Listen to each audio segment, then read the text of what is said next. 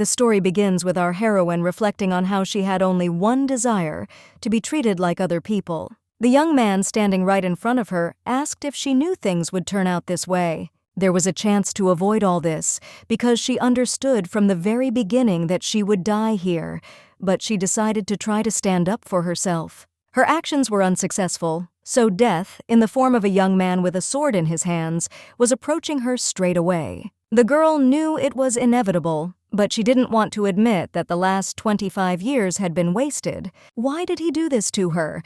If she had been given another chance, everything would have been different. I would have really wanted to start all over again. When the girl came to, she could not understand where she was and what was happening. Suddenly, a maid took her arm and asked if everything was okay with her. Our heroine did not understand how this was possible because she was sure that Elda had died. Adeline's existence became known at a banquet of nobles, but they were unwelcome guests there. An unwanted child of low birth, an illegitimate daughter of the House of Lawton. The only person who stood by her side in this semblance of hell was Elda, and she is alive. This is not a hallucination. The woman asked worriedly what was going on with her. Maybe she really didn't want to marry that duke, but the girl replied that there was no need to worry. She was really fine. Today was her wedding day, a marriage ceremony without a hint of love, a marriage that existed only on paper. Adeline thought she would do anything to leave Lawton's house, but even there she was treated like a useless child. It is unknown how it happened, but she returned to the times when there was still Adeline Lawton. This is her second chance, so she will live everything differently this time. Lawton family. Bianca appeared and said that clothes make a person. So she looks good. The girl is lucky, because she thought that she would live alone her whole life. Whoever wanted to marry her at all, that duke has very strange taste. Last time our heroine answered her that she was right, because Bianca is the pearl of this house. So how could he choose her, an illegitimate child? But now she replied that she was right, and for that she should be very grateful. The maid was slightly frightened that they were using a disrespectful form of communication. Adeline thought to herself that, unlike her previous life, this time Elda would not cry, which meant she would have enough strength to change the future. The so-called sister immediately got angry that she was marrying a simple minor duke. Does she really think that she will be jealous? Our heroine asked for forgiveness and replied that they were in different positions because no one would even choose her. Bianca screamed, "How dare she talk to her like that? Let her show gratitude immediately." Suddenly, a butler appeared in the room and announced that Duke Benzar was waiting for Adeline in the drawing room. The girl walked past her sister, her head held high, and said that she was welcome to stay. She will never know if this opportunity came for good, or if some unknown force must have been the reason why she returned on her wedding day. A place from which no one can leave alive is the land of darkness, and this territory is ruled by a cruel duke, a man with such colossal power that even the emperor does not dare to disturb him, Horace Benzar. Now there will be a reunion with her unworthy husband, whom she loved too much and died by his sword. Upon seeing the young man, our heroine introduced herself and said that she couldn't even believe that they had finally met. She was very pleased to see him, after which she extended her hand to him and asked if he would be so kind as to accompany her. The young man thought to himself that not long ago he had a dream about a prophecy. A voice told him to find Adeline Lawton, and together with her made sure that the world belonged only to them. A few days ago, in the living room of Hora, Asterlefa reasoned about the prophetic dream that the captain had, the one who sees the truth. It was very similar to the prediction they were looking for. Apparently, it has something to do with the respected daughter of the Count's house. It is necessary to wait and then find out if he is prophetic, but she must be brought before they notice. The girl was a little scared when she heard his name, but the marriage was approved so quickly that he was scared, wondering if this was normal. Of course, there won't be a wedding ceremony, but at least you should pick up the bride in person. The guy asked if there was any point in that. The friend replied that he needed to show her at least a little sincerity. She was in a deplorable state. She was a submissive and modest girl. There was nothing complicated about it. The Duke clearly remembered these words of his friend, but the girl standing in front of him did not look modest and sad at all. In fact, not every person could look him in the eyes with such confidence as she did. Then he ignored her request for an escort and simply said, "Let's go." Adeline thought to herself that he was a bad man, refused to officiate the wedding, refused to ask for her hand, and said only 2 words. The girl loved him for 25 years, but their first and last meetings were equally cold, after which she turned towards him and asked again if he would accompany her. After some time, Benzar asked where he saw a modest and submissive lady here. The young man laughed and replied that it was somehow strange, because when he arrived she really behaved modestly, did not even raise her head, and was quite excited. Then he noticed that the Duchess's carriage had arrived and said that it was time to return to the mansion. When she went outside, she noted that there was nothing around, but the guy said that she would go a different way, after which he asked if the girl had heard of magic. Our heroine replied that, of course, she thought to herself that he had told her about her in a past life. When Adeline asked him about something he didn't know, the guy answered as sincerely as possible. It was he who taught her how to use magic, and she succeeded, but not always confidently. Horace asked what kind of magic she could use. The girl asked if she really needed to show it right now, since she was tired. The Duke said he had been told that Lawton's youngest daughter was rather shy, but that was far from the truth. Our heroine retorted that if that was to his taste, then he should just find someone who would behave that way. The young man then asked if she had used teleportation before, but Adeline replied that she had not. Benzar began to activate the spell and warned that people often fainted the first time, so be careful.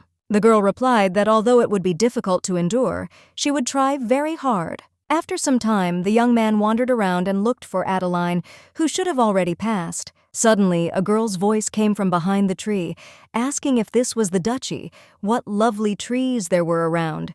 This was simply a wonderful place. The young man was surprised by such an assessment because usually this territory is not reacted to in this way. Our heroine stated that she would now like to make several proposals. The Duke angrily asked why she even thought she had the right to do that. Lawton replied that of course there was. He needed something from her. He couldn't expect to get it just like that. The young man immediately asked if she was really a seer. The girl noted to herself that as expected they considered her a seer. Then she would live like this because there was no reason to correct this misunderstanding. After which she stated that she wanted to receive proper treatment in accordance with her abilities.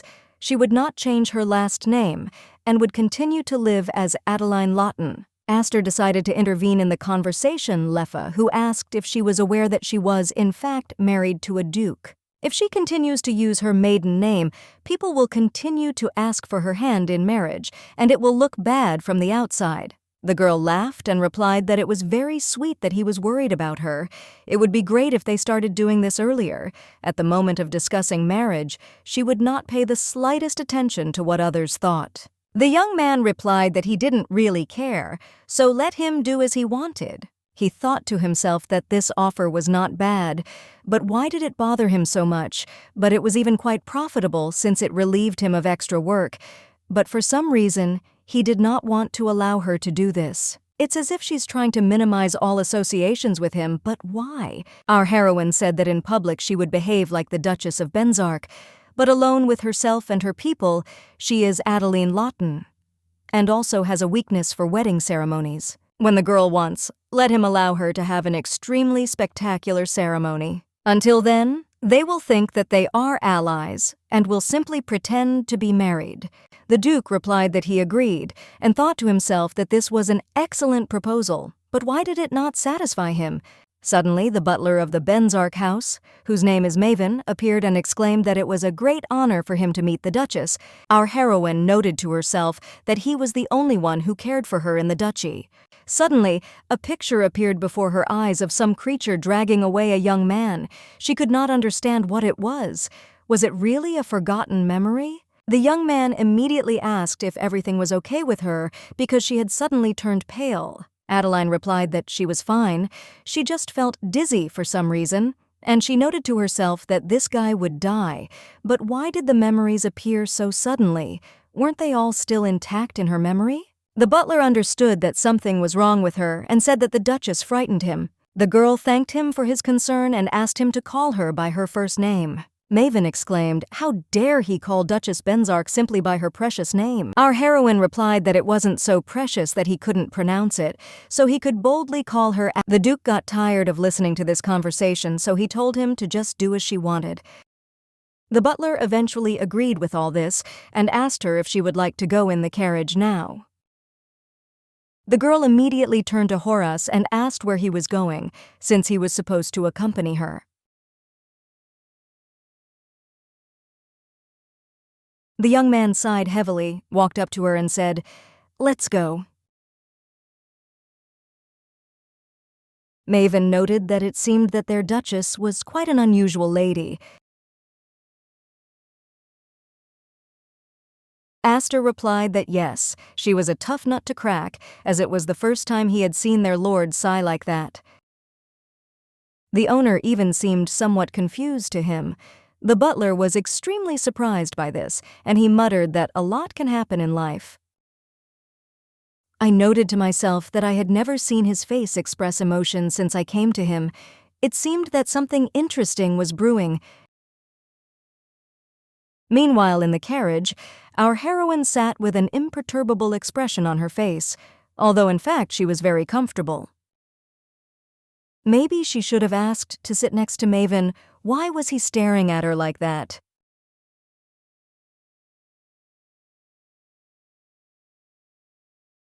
What a stupid man. It's as if he's trying to understand from her eyes what she's thinking. A little deeper, in the forest of darkness, are the walls of the palace. Once you get inside, the main residence and the Black Tower will appear.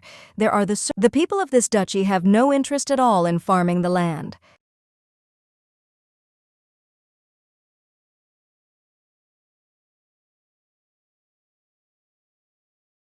The girl noted that it seemed like he had completely abandoned this territory.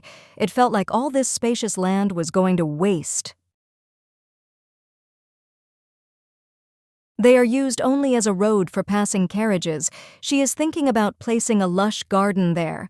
What does he think about? The young man replied indifferently that she could do whatever she wanted. Adeline clarified that it is really even possible to create a garden that will outshine the imperial. The guy asked if she wasn't going to do things her way anyway, so why was she asking his opinion then? Our heroine noted to herself that a conversation is simple. Why did she suppress herself so much? And this is exactly what she deserves. If so, she will do everything she dreamed of in her past life.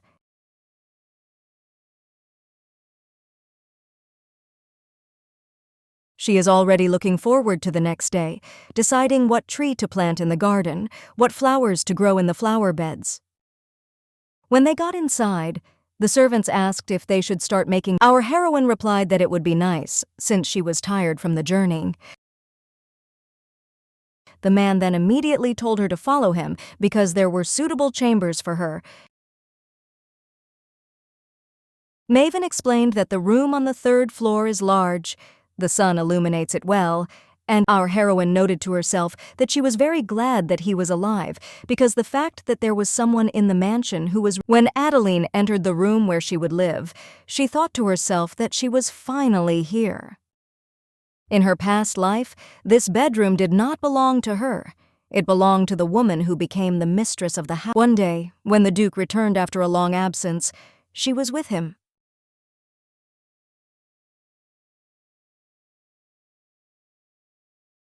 Beautiful girl with scarlet hair and a bold look, Hella Alton, she took her rights for granted. But our heroine swore to herself that this time she would never lose them.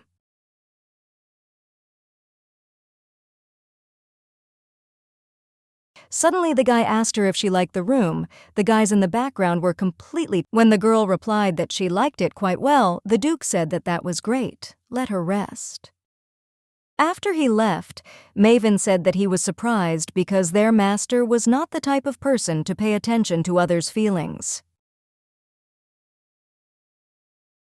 But this does not mean that he is a bad person. He just has a slightly rude character.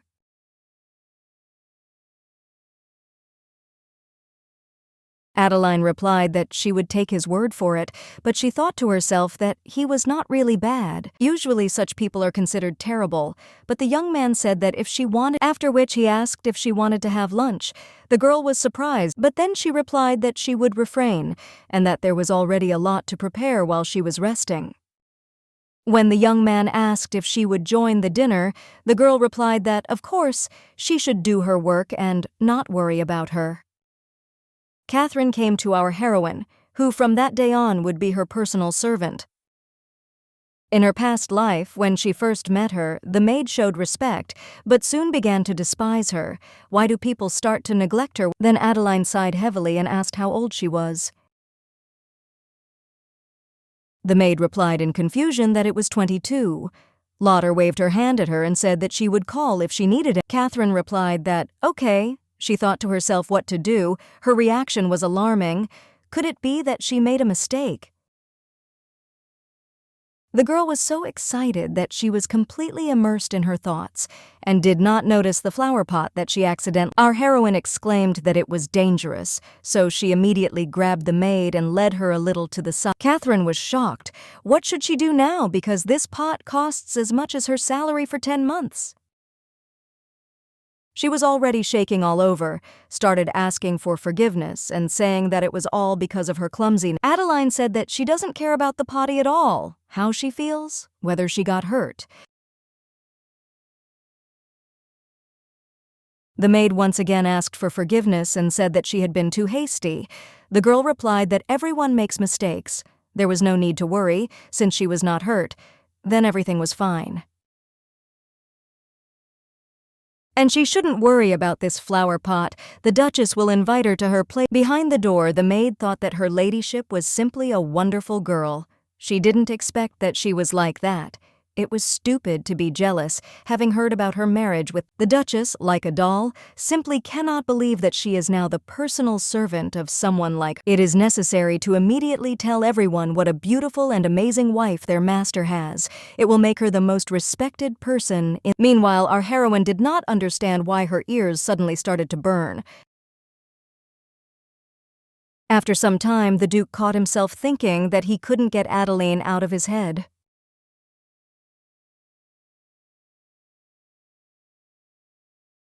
He has no desire to worry about such a girl at all, so why does it bother him anyway?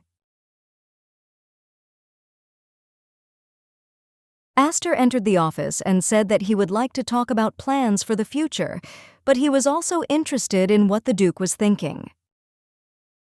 Benzar replied that if he intended to say something stupid, then he should just leave, but if it was about the prophecy, then it was a completely different matter. The woman said that she would open his eyes. Perhaps this meant that he would be able to distinguish between Dev and Akur. Leffe objected that his question was not about that. Now she is a duchess. If she continues to be treated like that, the servants will despise her. Horace was indignant. Did her title even matter now? They had a lot of things to discuss. But the friend again objected that he believed this was the most important issue that needed to be discussed at the moment. Now this girl is his family, maybe he forgot. But usually the young man replied that he knew perfectly well that he had no desire to play family. Now it is the year 512. After the heavenly war against the demons ended with the defeat of Devi, they lived only for the sake of the It's been 60 years since he barely managed to awaken Astor, and there was even less information about the Demon King and the entrance to the demon realm. Was there any news from Vacon? The young man replied that he had contacted him, but had not given him any useful information, or rather, the guy had warned him that it was better to trust him with such things. But in any case, since they had returned, the Duke replied that he had no other choice, as he had little divine power left. Then he suddenly remembered the woman's words about her being able to use magic. Was it possible to be a prophet and use magic at the same time? The tree of life, Dev, is dead. The tree of Akur must also weaken while the leader is in hiding. That is why the divine and demonic beings who could use the tree is the source of divine and demonic power. When it withers, the power naturally disappears. And because Adeline Lawton is the one who sees the truth and will be able to open his eyes, I wonder what this prophecy even means. Maybe her ability to do magic has something to do with it, meaning she can see the truth, divine or demonic power, or something.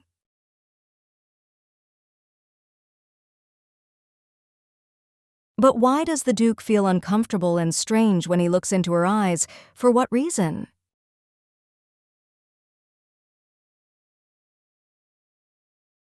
Meanwhile, our heroine was thinking that, if you think about it, it's even funny she died, but came back to life. Returning, suddenly a maid came to her and said that she had come to ask if she should cook something to eat. The maid asked whether she should take her to the dining room or bring the food here.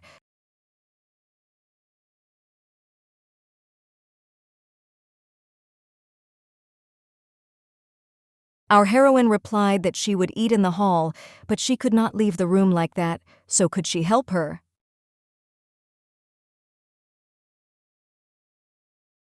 After which she added that she should raise her head. She didn't like talking to a person while looking at the top. Let Catherine follow her, help her get dressed and perhaps fix her hair. The dress was wrinkled, so I needed to change before walking around the mansion. But when I opened the closet door, I saw that there was nothing there. The maid immediately began to apologize that they did not have time to prepare outfits for her. She would go right now and buy some. Lauder said that it was too late. How could it possibly get into a capital clothing store? But it's okay. It's not her fault. The Duke runs the estate, so it's his fault for not having prepared everything necessary for his bride. Let him call a butler to her. As the maid ran away, our heroine thought to herself that it looked like she would have to teach Horace how to properly treat the mistress of the house. Almost immediately, the butler arrived and said that he had been informed that she had called him regarding the question of her dress. The girl replied that indeed she had one request. Could he bring her his Grace's clothes? She needed to change now, but the Duke didn't take care of her at all. But that doesn't mean she should wear anything, so he should be punished too. So let him bring her his best clothes. The boys were very surprised and thought to themselves that it seemed. Therefore, they exclaimed that they understood her perfectly, and now they would prepare everything. And the maid, Adeline, noted that they were more carried away than she was. This life is full of events that she could not have imagined before. Then the dressing room was empty, and she had to go down to the dining room time after time in wrinkled dresses. She had never even thought about approaching the butler, and the maid had never looked at her so friendly. The young man stated that this meant that this woman needed his clothes. Maven replied that, yes, if it were still light, he would go buy a dress, but now she had nothing to wear. The Duke asked why she needed his clothes, why not find a maid of similar build, and the young man exclaimed that this was unacceptable, that such a thing could not be said even as a joke, that it would be extremely insulting. Horace could not understand why he could not wear the servant's dress, but could wear his clothes. Since Benzar thought to himself, why did he suddenly become so impudent? Because yesterday he couldn't even raise his eyes to him, but still his clothes should look good on our heroine.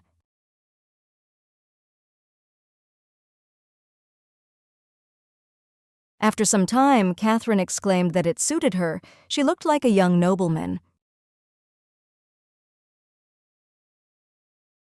Adeline thanked her and said that they needed to hurry to the dining room.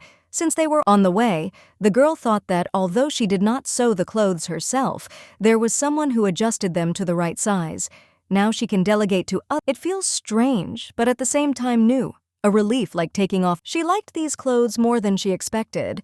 She needs to dress like this more often. Seeing them, the butler smiled and said that they had just finished their preparations. Then he looked at our heroine and added that she looked much more attractive than he thought, even more so than Astor. Lauder asked if, when it came to attractiveness, he first imagined Leffa and not the Duke. The guy said that there was no need to say anything about his grace. He was attractive, but his speech left much to about Astor, like a prince. He can be called a representative of this. The girl was surprised that he perceived him this way because she never considered this guy attractive. Maven suddenly asked if she thought the Duke was the most handsome. Our heroine asked if he was joking with her for an hour. It doesn't matter who cares about their beauty. The most important thing for her is wealth. It's best to be rich. It's important for her to be able to enjoy many things. The young man said that then his lordship would appear to her in an even better light. He would reproach him more often, so that she could enjoy her wealth as she pleased. Lauder thought that, to be honest, there had been a time when she had looked upon Horace with unconditional favor, and she would have liked to tell the truth to the butler, but her husband had ended up killing her, and here she sat again, alone once again. Meanwhile, Maven did not understand what had happened to her, why she had stopped eating. Perhaps she could not tolerate some food, so he carefully asked if she didn't like something, and if so, he would ask the chef to send the next dish. The girl replied that there was no need to worry. Everything was fine, she was just thinking a little. She wanted to ask whether His Grace should join the meal or not. The guy replied that no, he usually preferred to eat separately in his own quarters. Our heroine noted that for her it sounded like, this is the kind of person he is, so please let him understand and not take it to heart. The young man immediately noted that he had expressed himself incorrectly and therefore corrected himself, but Adeline said that he had done nothing wrong. Let her please convey to the Duke that in this estate, no matter what he is usually accustomed to do, she has no reason to understand or not take his actions to heart. Since Horace had already tied himself to her, she would like him to come down immediately to eat with her and talk, but if he prefers to stay at home, then let him tell her that she will then starve herself to death.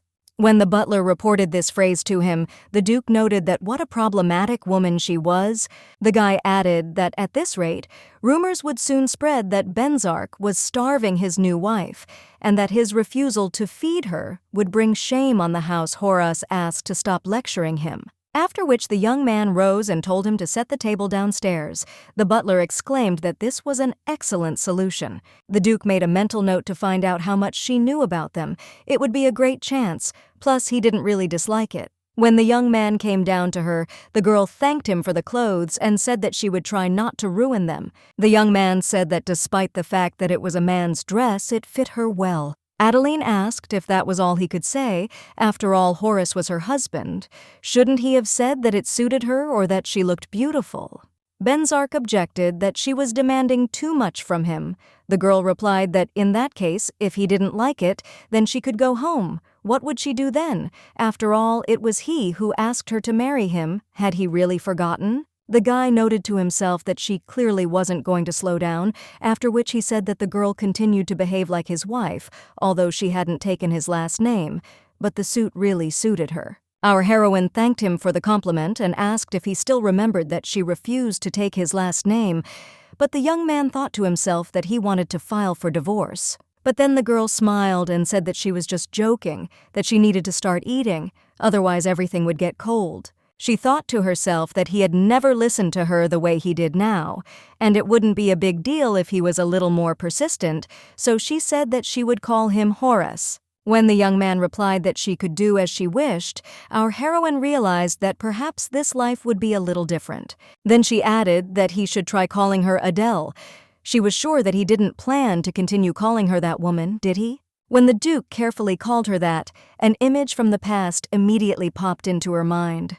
The young man immediately asked if everything was okay with her. The girl replied that it was nothing. The salad just turned out to be so tasty, but the Duke objected that she had not even touched the food. She thought to herself whose voice it was just now.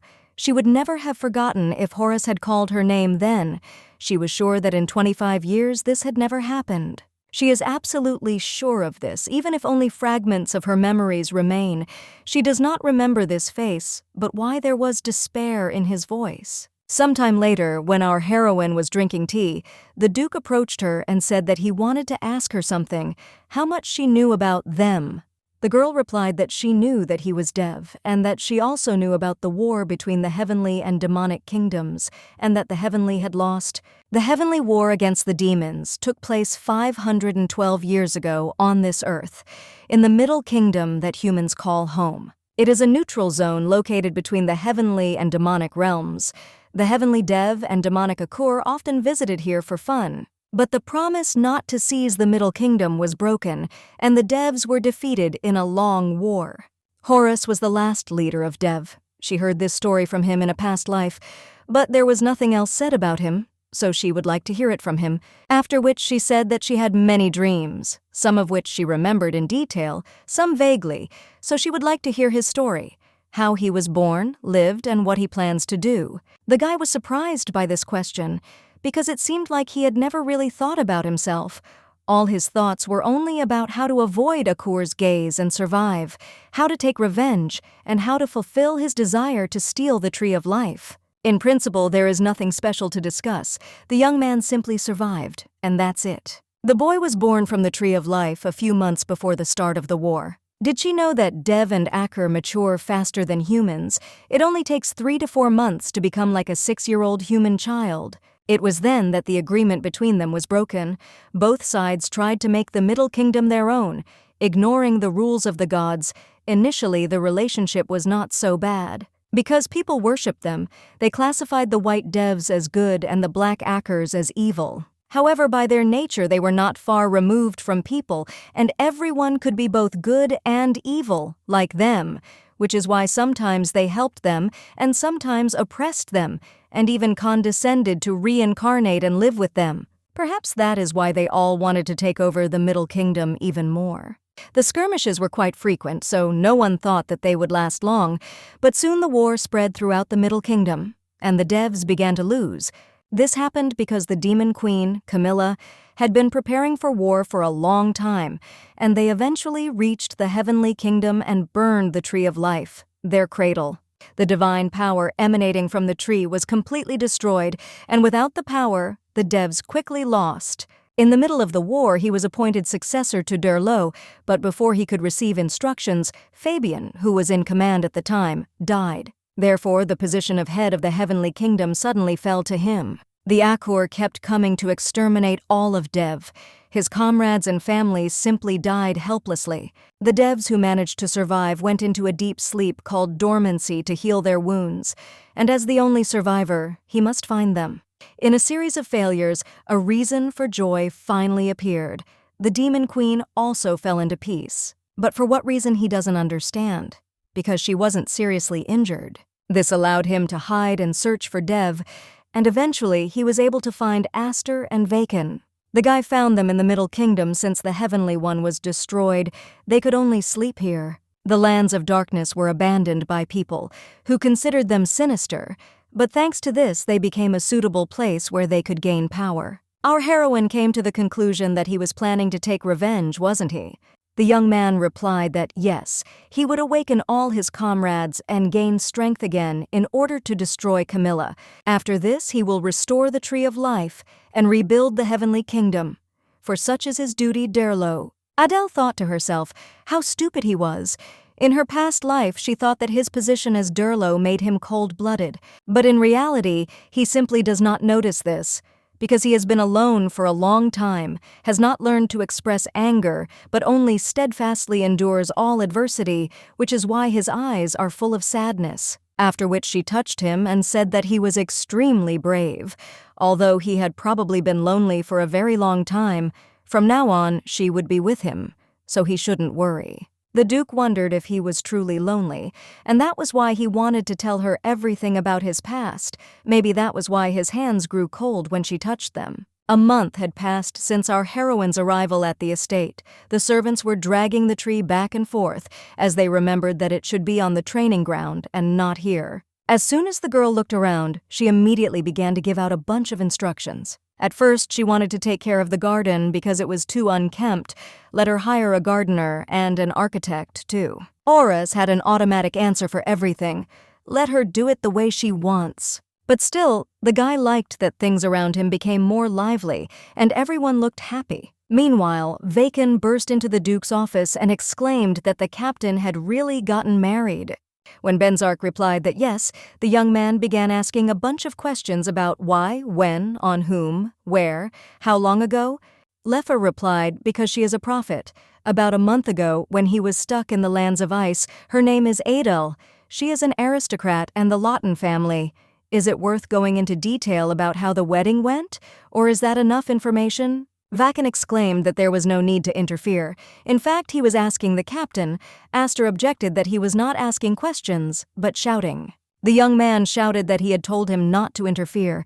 He should have prevented this. The young man asked why this was happening all of a sudden, since it was he who personally insisted on the wedding ceremony. The guy was very angry that he had stolen this opportunity from him, because it was he who was supposed to find a worthy wife for the captain. Leffa hissed.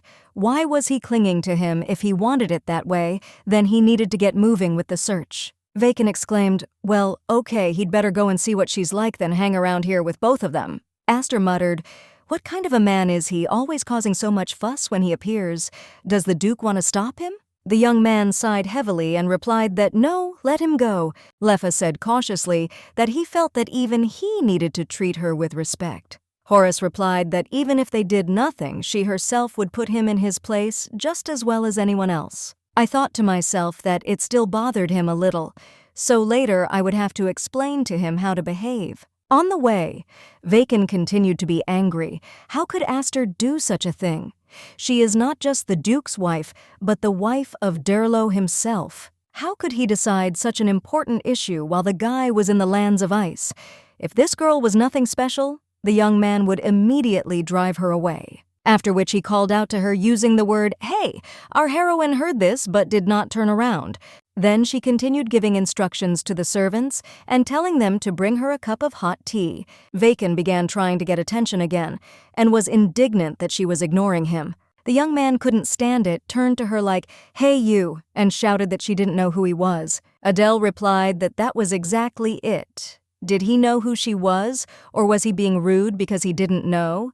Let Vacon answer her. The young man exclaimed how she knew his name, and, more importantly, why the girl allowed herself to communicate with him in a disrespectful manner. Our heroine looked at him confidently and told him to answer her question, whether he knew who Adele was. The guy replied that the new Grand Duchess was really just an ordinary human girl. Our heroine interrupted him and said that her name was Adeline Lawton. She is the wife of Duke Horace Benzark, whom he actually serves.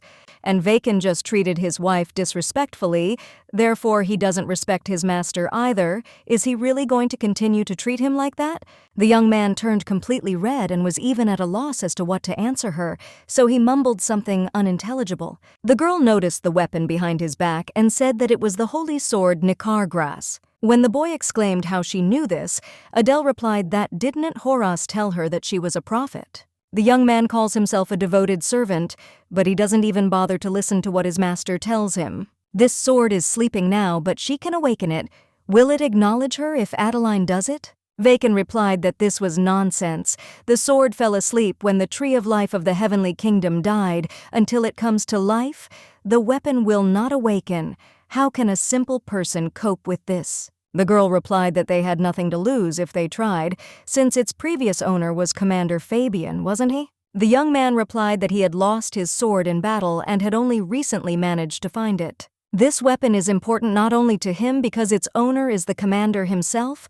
Will she be able to awaken him? Vacon keeps it because the sword has lost its light, and when its power returns he wants to give it to the captain.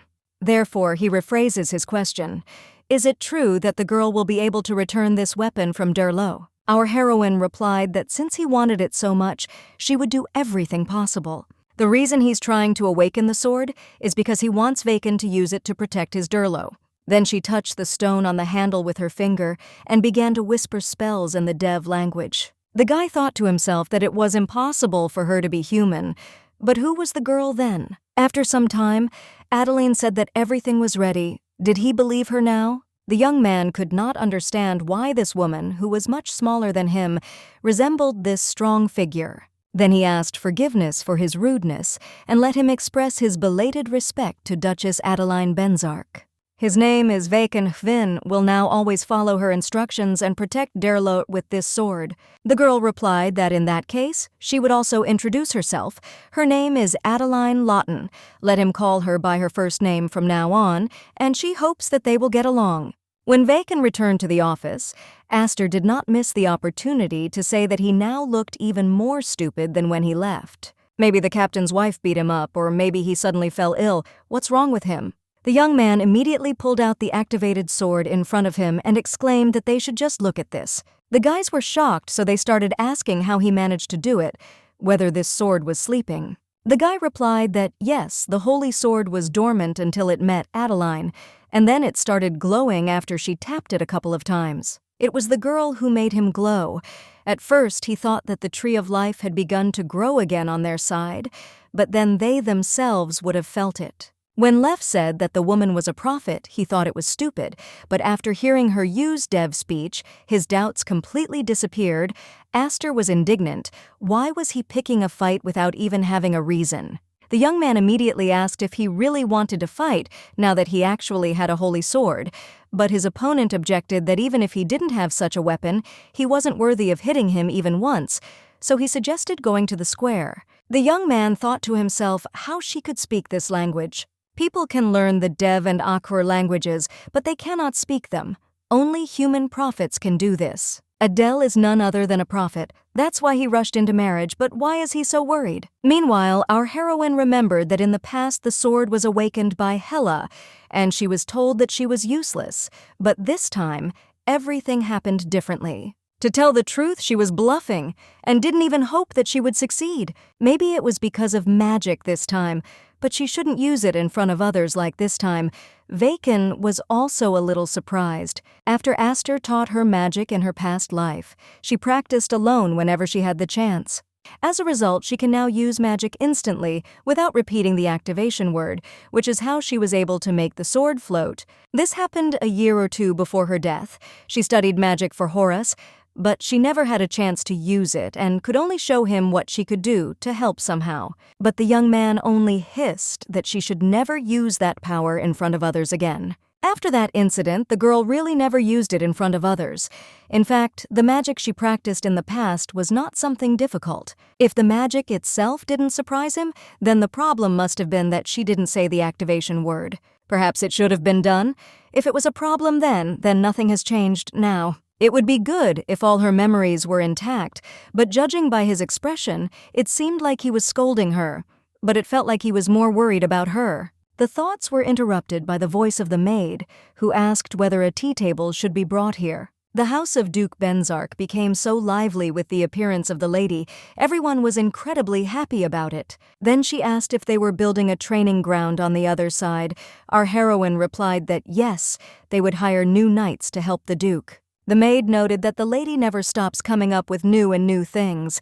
It's very cool. Adele thought to herself that it was because her past life was boring, although she couldn't talk about it. She said out loud that she wanted to take advantage of it so that Vacon would teach her fencing. In fact, she dreams of becoming the best swordswoman wielding the famous sword. Perhaps she will succeed after training with him.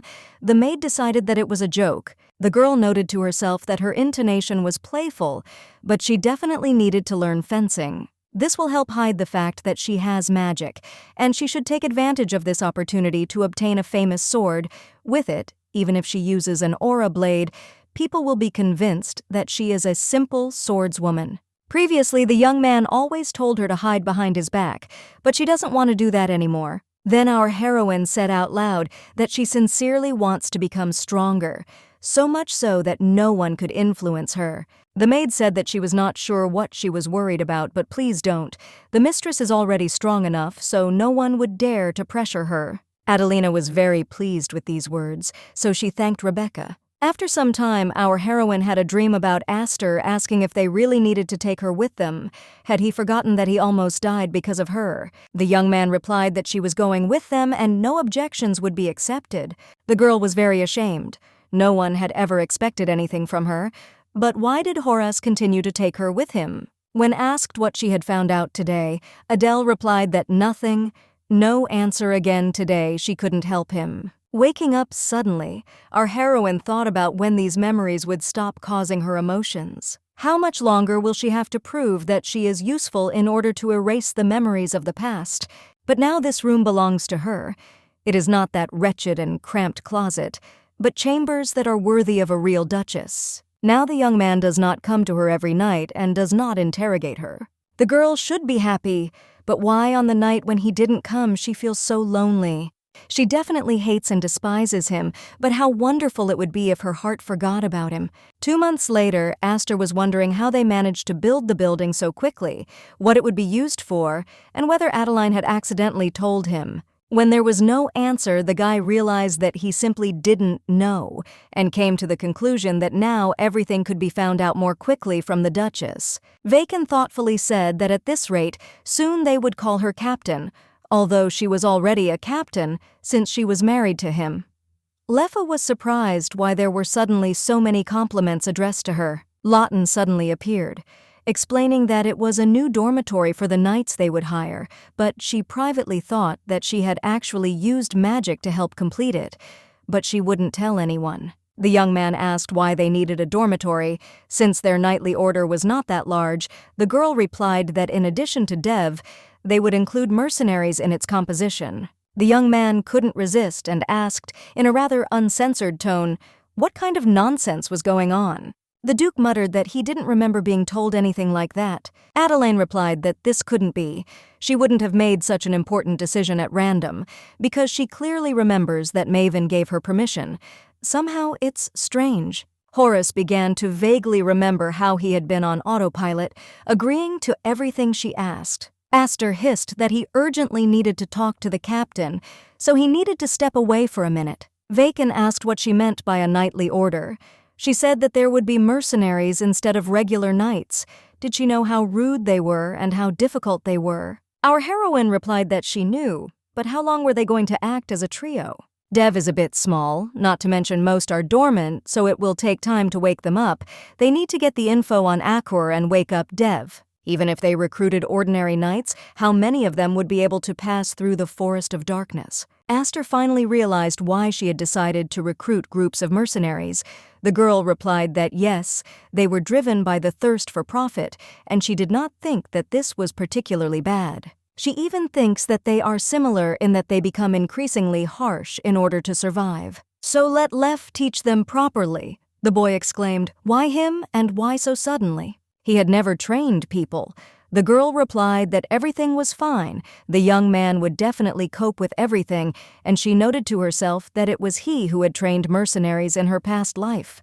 Then she turned her attention to the guys whose eyes were shining, as if they were saying, "Ah, what about them?" Adeline couldn't help but laugh, then apologized and said she didn't mean to, but they both made puppy eyes, so she couldn't help herself. Wiping away tears of laughter, she added that she had other business with Vacon and that she needed to discuss something with Horace. It was very good that the young people had all gathered here together, after which she noted to herself that they would definitely think she was crazy. But she said that she wanted to make a passage through the Forest of Darkness. The Duke didn't even listen to what she tried to explain further and answered briefly, "No?" Lawton noted that this was the expected answer, so she asked him if he thought she would suggest such a thing without thinking. Benzar replied that even so he forbade it. She could decorate the mansion, plant a garden, even build new military training grounds and create a knightly order. None of this mattered, but even she would not be allowed to fulfill her last request. Our heroine objected. Had he forgotten that she was a prophet? Did he really think that he didn't know that in the forest on these lands there were plants from the heavenly kingdom? The young man was indignant that, even knowing this, she still planned to do something so ridiculous. Adeline flared up. How could he know if it was ridiculous or not, if he didn't even listen to her properly? She will never do anything to harm him or Dev. Her goal is to fulfill all his wishes in 10 years, and she wants to spend the rest of her life on these lands in comfort and prosperity. Esther was surprised by such a short period, because they expected to manage it in about 200 years. Adele replied that it was possible for her, so she asked Vacon to start teaching her how to wield a sword from that day on. It looks like she will have to protect her doubting husband herself.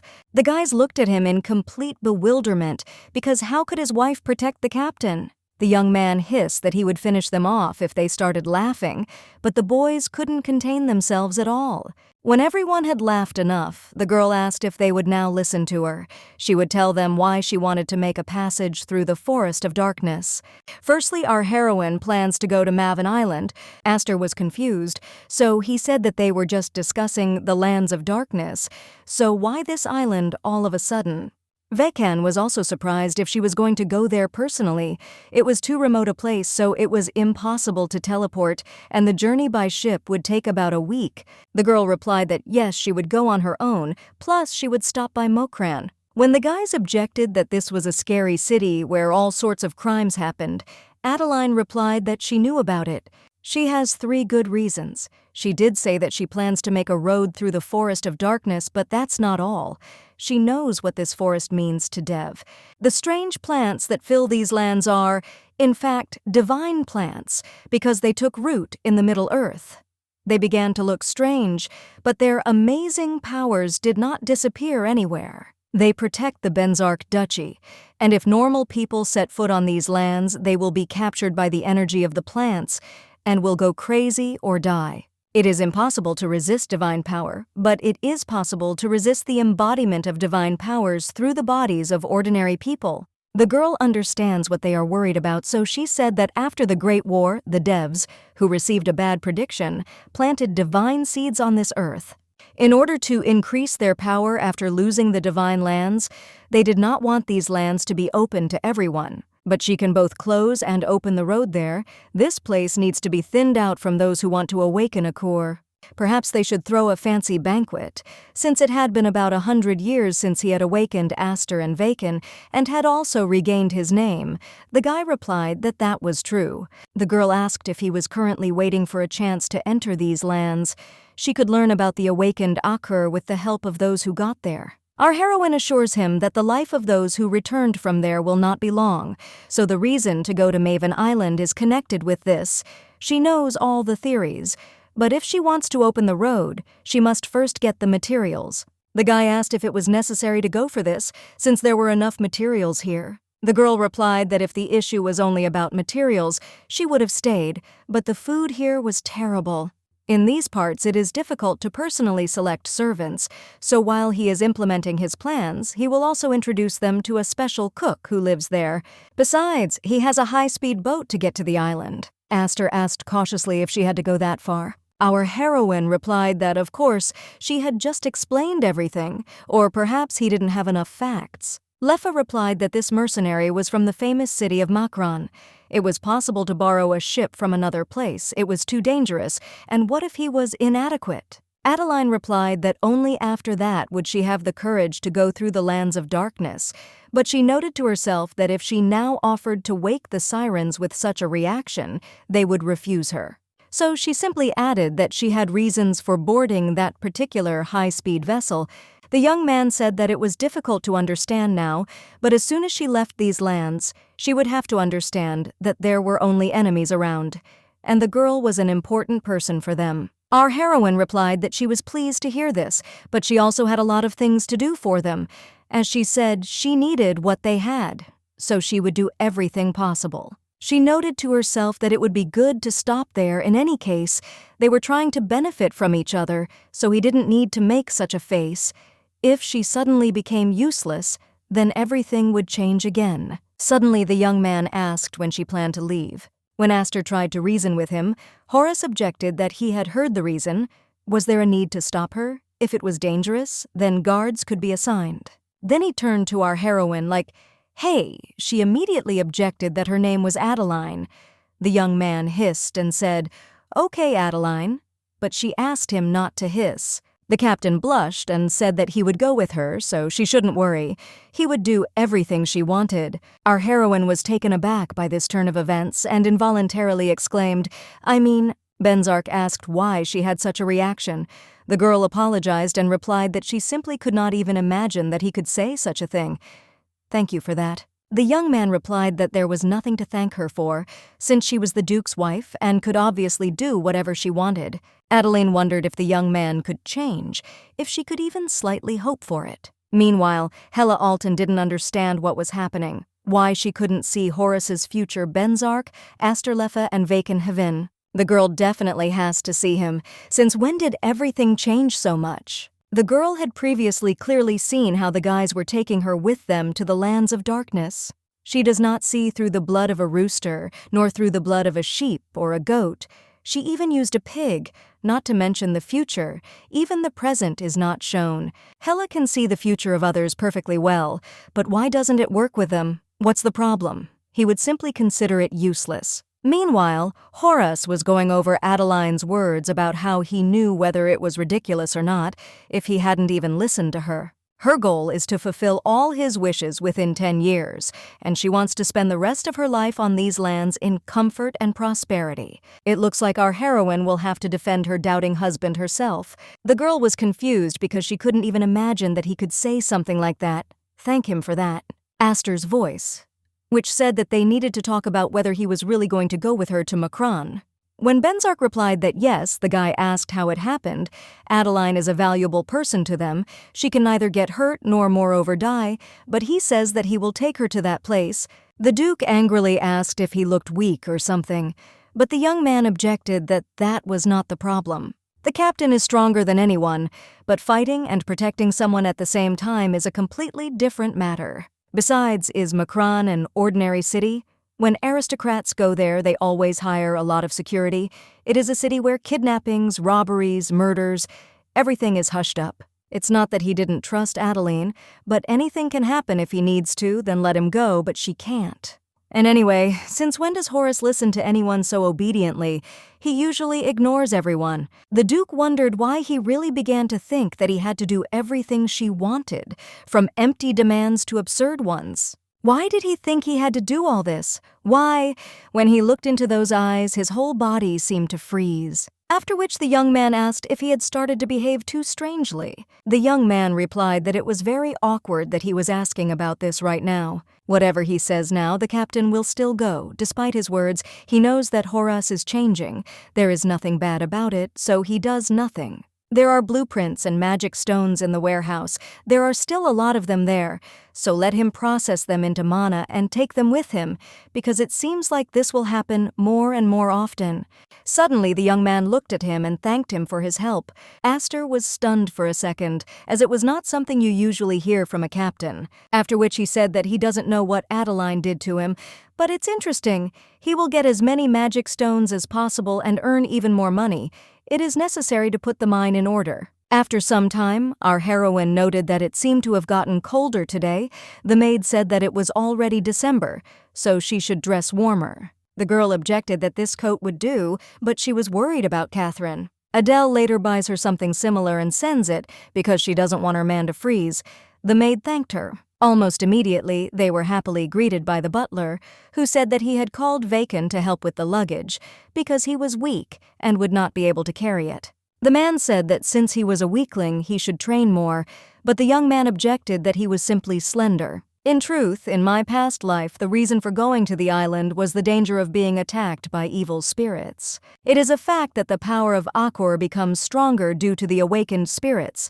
If in this life everything is the same as in the past, then the sirens will awaken in the year 517. But we can't wait until then, as Maven, trapped by the sirens along with Aster, died in battle with them. Therefore, it is necessary to act while the sirens are still asleep, after which she told the butler not to worry, because she will take care of him. Vin asked in confusion if taking care of everyone was her hobby or something. He said that she would protect the captain, now Maven. The boy exclaimed, "Does he really seem so weak to her? It's just that all the people around their master are like monsters." Vacon told him to stop showing off, and if something happens, then hide without hesitation. The young man replied that he could no longer talk to him here, so he would go first. Our heroine said that he didn't mean it out of malice, but was just joking. He would definitely like him. Vacon was indignant at first. How could he like him? But the girl convincingly said that it would be so. The image of the young man crying over his friend's body immediately popped into her head, so she thought that she couldn't let that happen again. Haveen decided to clarify the name of the mercenary they would meet this time. The girl was surprised that she hadn't said this earlier, after which she explained that he was called a mercenary from the Eagle faction. In other words, he was a black wind. The young man was taken aback and asked if she understood what he was like. When Adeline replied that yes, the guy asked if she also knew that he mercilessly hands over people. Lawton replied that she knew that too. The guy was indignant. How after that, she still wanted to bring such a person. Our heroine replied that sometimes all the guys think of her as some kind of child. Vacon objected that this was not what he meant, but that it was very dangerous. Adeline replied, "So what? They tell her to hide behind their backs every time. All her actions are dangerous. And what? Should I give it all up now or what? Since prophecy is their power, right? The guys must be worried you can draw such a conclusion, since they are so worried about her. But she is not a doll who will act as she is told." A few minutes ago, a guy asked if it was her hobby to take care of everyone. She must look so small and weak in their eyes, she doesn't think she can hold a sword. But let her remember that she is the one who made this sword glow, which means that she also has the power to protect someone. Thanks to someone, she already understood that it is not worth just hiding behind someone else's back, so let him understand her too. After some time, those who were about to set off on their journey teleported to the right place. The Duke immediately asked if everything was okay with her. The girl replied that everything was fine. This time it was not as difficult as it was the first time. Vacon was surprised to himself that she was okay, only the second time, but it was not surprising because she was not an ordinary person, but a seer. People considered Dev and Acor as gods, but in reality the gods existed separately, and those who take over the powers of the gods are the seers. These people are divine beings. Dev and Acor only used the magic of the Tree of Life, but the seers can occasionally see the future through dreams. It's obvious that she can use teleportation so easily only because she's a seer. In fact, the young man is very happy that our heroine married the captain. The Duke thought to himself that he was definitely out of his mind, and he became even more convinced of this after talking to Aster. When it came to Adele, he turned into a fool. But perhaps the young man was a fool from the very beginning, so even at such a moment he thinks about how beautiful she is. At that moment, our heroine felt simply awful. It seemed to her that she was about to throw up because of the teleportation. On the way, Vin said that he heard that orcs lived in the area. Originally, it was a forest in which monsters lived, so sometimes they attack people. Having looked at the defensive structures, the girl noted that, compared to other cities, the border is really much more tense. The young man added that this was precisely why he was worried about her. Our heroine understood that he was expecting some kind of response. So she replied that he had told her to hide behind him or Horas in case of danger. So thank you for worrying about her. While Benzar came to the conclusion that she liked being taken care of and decided that next time he would be the first, Vin reported that the guys had already arrived in the city of Mocrean. Immediately, people started shouting for people to go to Maho because they have the best baths, at the most affordable price, the best and most comfortable bed. Another man was shouting at people to come in and have lunch because they had a free city special soup. Our heroine said that she didn't expect there to be so many barkers around. The young man stated that the city is a city. There are many tourists and mercenaries here. Adeline replied that that's exactly it. There are so many tourists, so she doesn't understand why he didn't allow her to come here. The Duke objected that he had actually agreed in the end, and Lawton replied that she was grateful for that too. Then she added that she knew there were a lot of mercenaries there, but that there were so many tourists was unexpected. Horace explained that the taxes are low, so you can buy rare goods at an affordable price, and there are also many arenas and gambling houses. Many people come to see it. Our heroine noted to herself that she thought that he was already tired of explaining everything to her, but it seems she was wrong. Suddenly a cry was heard that a tournament of the strongest would soon take place, and a real beast from hell would perform. After catching the leaflet, Benzark asked if there was another reason why the streets were so noisy.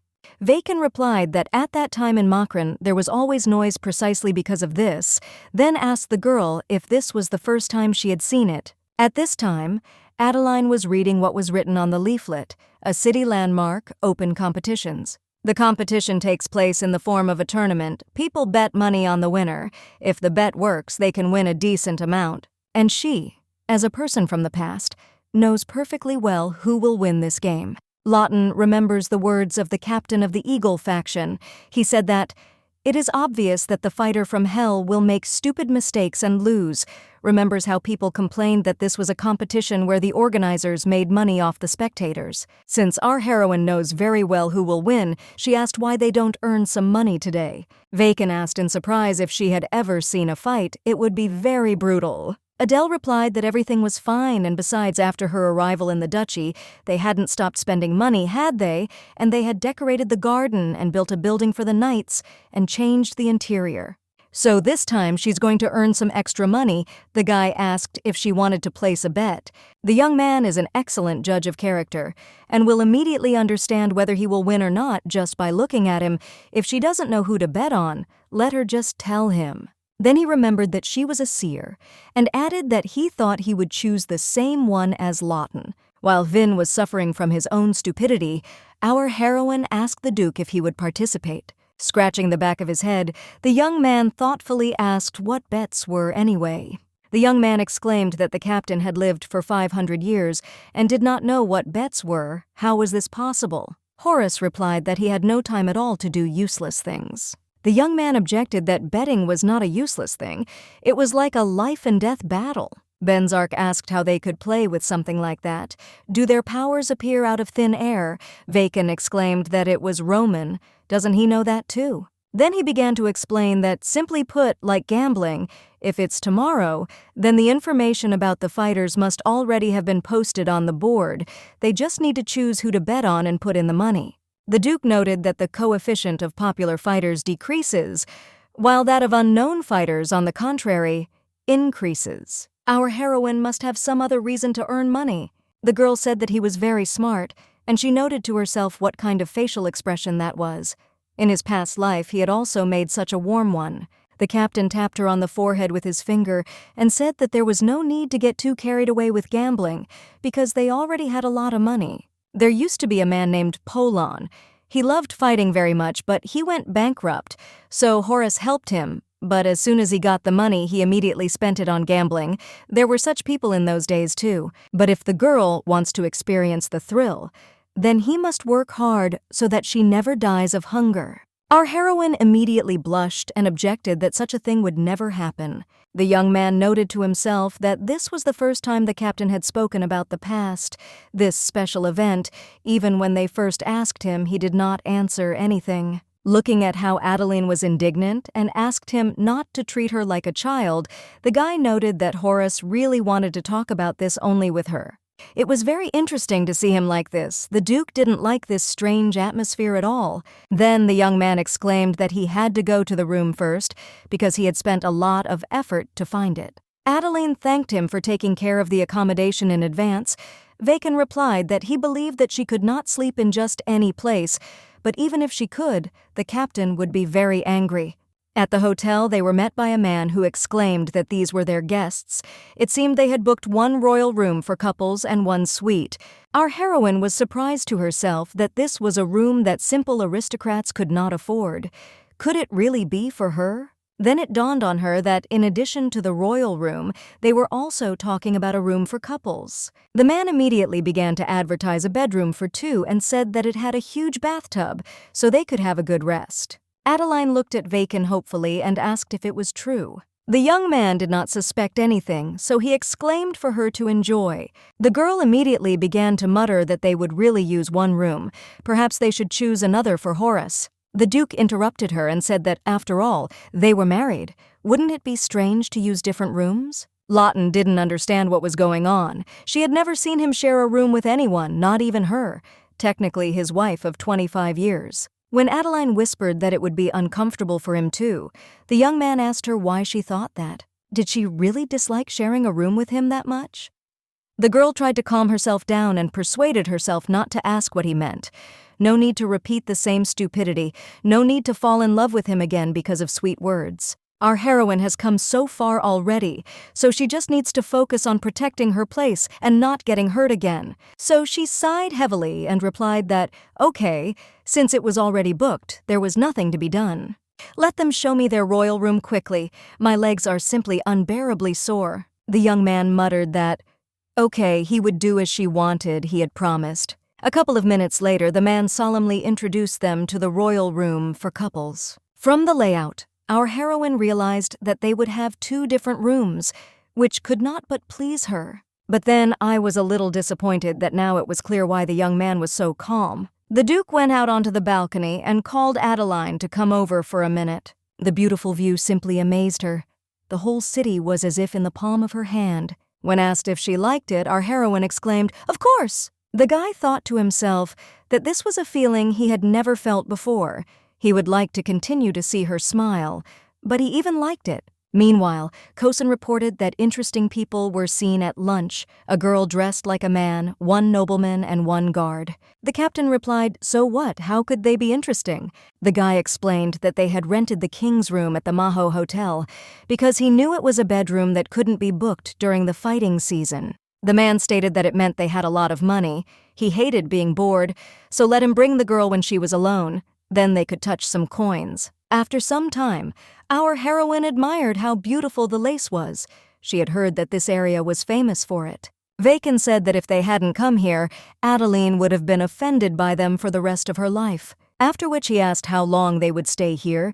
He needed to be informed so that they could prepare a carriage to the capital in advance. The girl replied that 3 days would be enough, but she thought to herself, because when it is more important to get to Maven Island, if these are mercenaries from the Eagle, then tomorrow, as soon as they smell the money, they will immediately get in touch. Finn said that he would then go to the communication salon, and the 2 of them could look around here for now. Our heroine looked at the Duke and said that, in that case, they would continue shopping for now. After a while, Lawton thought that she had never expected him to continue to carry out all orders without saying a word.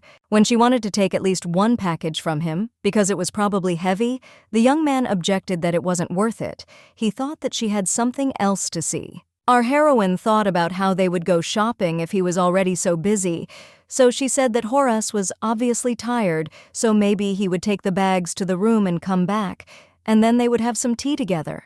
In the meantime, she will go shopping here on her own. The young man asked if she could handle it alone. Lawton replied that yes, he should come back quickly. Ladies sometimes want to go shopping alone. Waving her hand after him, our heroine thought that while no one was there, she needed to check something. On the way to the hotel, the Duke began to notice that someone was following him and following him. As he turned the corner, the observer began to get angry to himself. Where was Horace rushing to? If he let him go, he would be lost. But suddenly, the Duke grabbed him and angrily asked what he was doing. Why was he following him? Depending on his answer, the young man will decide whether to kill him or spare his life. He noted to himself that he had not come to kill him. Was he really just going to rob him? Then he let the stranger go and said that it would be better for him not to catch his eye again. As the attacker fell to the ground, something fell out of his pocket. Benzar picked it up and noted that it belonged to the Eagle mercenary clan, so why would they be chasing him? Meanwhile, our heroine decided to try something and used her magic. The magic she practiced was infinity magic, which was a normal spatial magic that expanded a limited space. She heard that since it was a very ancient magic, it was difficult to use. Horace had reacted the same way in the past. It was obvious that she had a special gift, and to be honest, she liked it. I wonder when the Duke will return. She recently asked the store owner to inform her of his arrival. Perhaps they missed each other, but suddenly a voice was heard saying that their drinks had been brought. It was very strange because she was going to order when the young man returned. Suddenly, a man ran into the room and immediately put a handkerchief to her face. The girl found out that it was Kochen. She didn't expect that they would meet like this without Benzar. This is the deputy head of the mercenary clan, Eagles. He was one of her people. The guy always said that he didn't understand why they treated her like that, why she put up with it. The Duchess here is Adeline, and he is always on her side. Obviously, there were other people who cared about our heroine. She had to find them because she had to save them. But why? These people are much stronger than her. Why did she forget about this? About her past life? After the Great War, Dev was defeated again. Vacon, Aster, Maven, Kosen, Abed, they all died. The moment the sword pierced her heart, there was no one left on Horace's side. When the boys met on the street, Vacon asked in surprise what the captain was doing there. Wasn't he with Adeline? When Benzar reported that she sent him to his room, saying that he was too loaded with bags, the guy could not hold back and began to laugh loudly. The Duke was indignant to himself. Why did he cross paths with him? It turned out that he obeys every word of that woman. The young man noted to himself that, without realizing it, Horace was embarrassed that he had seen his weak spot. It must be admitted that Lawton was simply incredible. After which he asked where the girl was. Maybe she was waiting somewhere nearby. The young man replied that she said she would stay and continue shopping. Vacon shouted, "Does this mean that she is somewhere alone now? This is Mocrean, a city where you don't know what will happen. Even men only move around here with security. How could he leave Adeline alone?" The guy turned around abruptly and started walking back, thinking to himself that he had lost his head because of that smile. What a fool. What was so good about her offering to have some tea? I hope nothing happened. The man replied that he did not know what he was talking about. They had never had such a guest. Vin asked him to think carefully. "This is a beautiful girl with white hair and purple eyes." The guy objected that he should think for himself whether he knew how many people were disappearing nearby. How can a young man remember everyone? She probably just went for a walk. When he added that he did not remember the lady with white hair, dressed in men's clothing, the Duke suddenly grabbed him by the throat, after which he hissed, "Did they tell him that she was dressed in men's clothing? How did he know about it? If he knows something, he better tell you quickly, otherwise he'll die right here." Vacon shouted that he could kill him like that, and if he did, they would not be able to find the girl, so the Duke let him go. Then Vin sat down opposite him and said that the guy himself said that many people were disappearing in the area. Wasn't he afraid of being one of them? Did he remember anything now? Stuttering, the young man said that our heroine had been taken by the Black Wind. Meanwhile, Adele began to come to her senses. Her head was splitting wildly, and she heard an argument about how, after all, he was told that he shouldn't be rude to her, why she lost consciousness. Our heroine was thinking about what kind of memories these were, what happened when they were all dead. Now Dev have obviously become stronger. They are not so weak that they will die in an instant. Have Acker awakened? Dev's fall is still far away. If she slowly regains her memory, then perhaps she can change everything. The guy said that if she woke up, then let her answer the question, "Stop thinking already." The girl decided that she needed to sort out the situation first, and then said that she wanted to meet them anyway, and they made things easier for her. Then she greeted a bed. The young man said that her face was unfamiliar to him, so how did she know his past name? Pushing aside the sword he had pointed at her, Adeline said that she would regret it if he was killed. The guy noted that she was funny. Did you know how many times he had heard something like that when dealing with aristocrats? Our heroine asked why she should know this. In any case, his goal is money, so there is no need to waste each other's time. The young man asked why she was so sure that it was only money. Adeline replied that it was simple.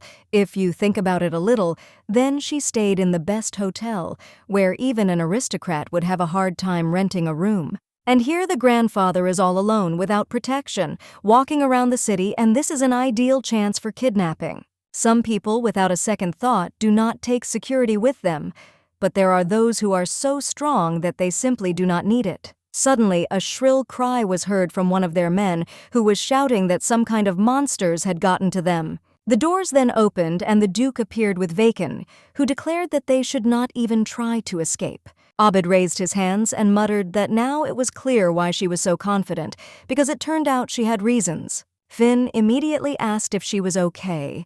The girl thought to herself, what kind of situation is this?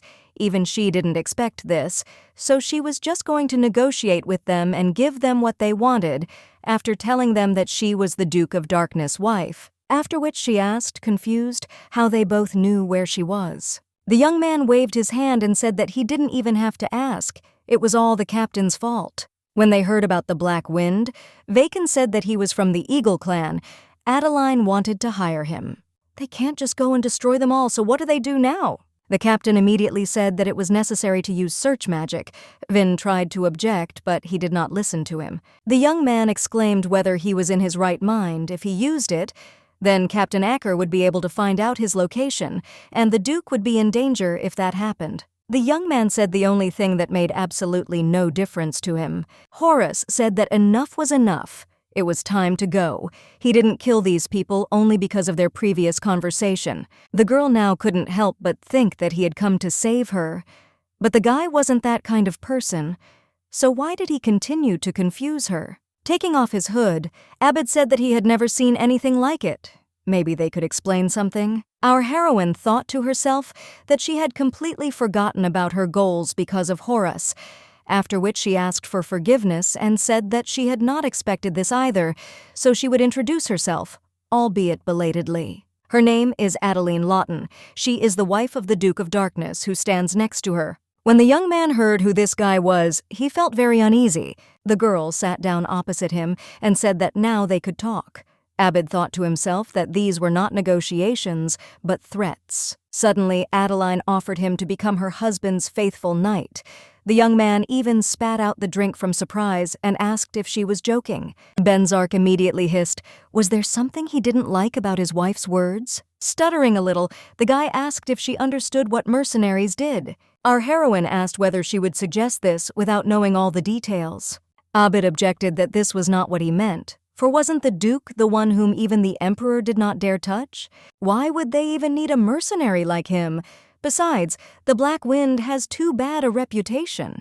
Lawton replied that she was well aware of Kanta's reputation. He was into anything that made money, and their name meant that after them there was only despair, didn't it? The young man could not resist asking who she was and how she knew his old last name. When the girl answered that it didn't matter where she knew it from, but what was important was that she knew about it, the guy asked her to explain anyway. He thought to himself that they had so much money. Why would they need it if he was the Duke of the Darklands? He could hire anyone he wanted as a knight. After which it dawned on the young man why they were interested in them. Then he said that knights with good abilities will not set foot on the lands of darkness, so it is easier for them to take mercenaries who will do anything for money. Lauder answered that it is true. This is one of the reasons our heroine is also confident that they will become outstanding knights. When asked why she was so sure, Adeline replied that she was a seer, but the rest was a secret, so she couldn't tell him. The young man looked at the Duke and asked if his wife had always been so stubborn.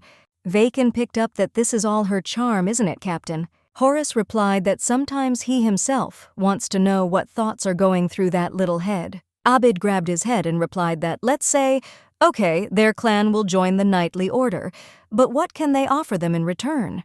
The girl replied that it was safe housing and money, as well as good education. The young man objected that they already had all of this. What kind of proposal was this? It didn't suit them. Vacon and benzar silently grabbed their swords and began to head towards him. Our heroine asked what they wanted then, let him put forward his proposal. The head of the mercenaries muttered dreamily that, let's say, the whole world, the whole continent of Romanosha, not bad, right? Lawton said that the whole world is very interesting. She didn't think that they dream of conquering the entire continent. The guy replied that if their mercenary clan became knights, then she should accept it. The girl threw up her hands and noted that apparently she was mistaken. It turns out that his world is just a continent. The young man asked, in the sense of just a continent, actually they are now talking about unimaginable things. When Adeline stated that she thought his world was Alice, the boy became angry and hissed, how does she know that? The Duke of Darkness immediately told him in a commanding tone to behave a little more calmly. After this, the young man told her to answer him honestly whether she could find that girl. When our heroine replied that, yes, the guy said that he didn't know where she heard about her, but he didn't think of becoming a knight just because of her. Adeline stated that he would regret it if he refused. She knows very well what he is worried about and understands that she cannot accept this offer so easily because she is afraid that they will simply use them and throw them away. The young man replied that, yes, that was precisely why he hated aristocrats. It's unbearable when a person is simply used and thrown away.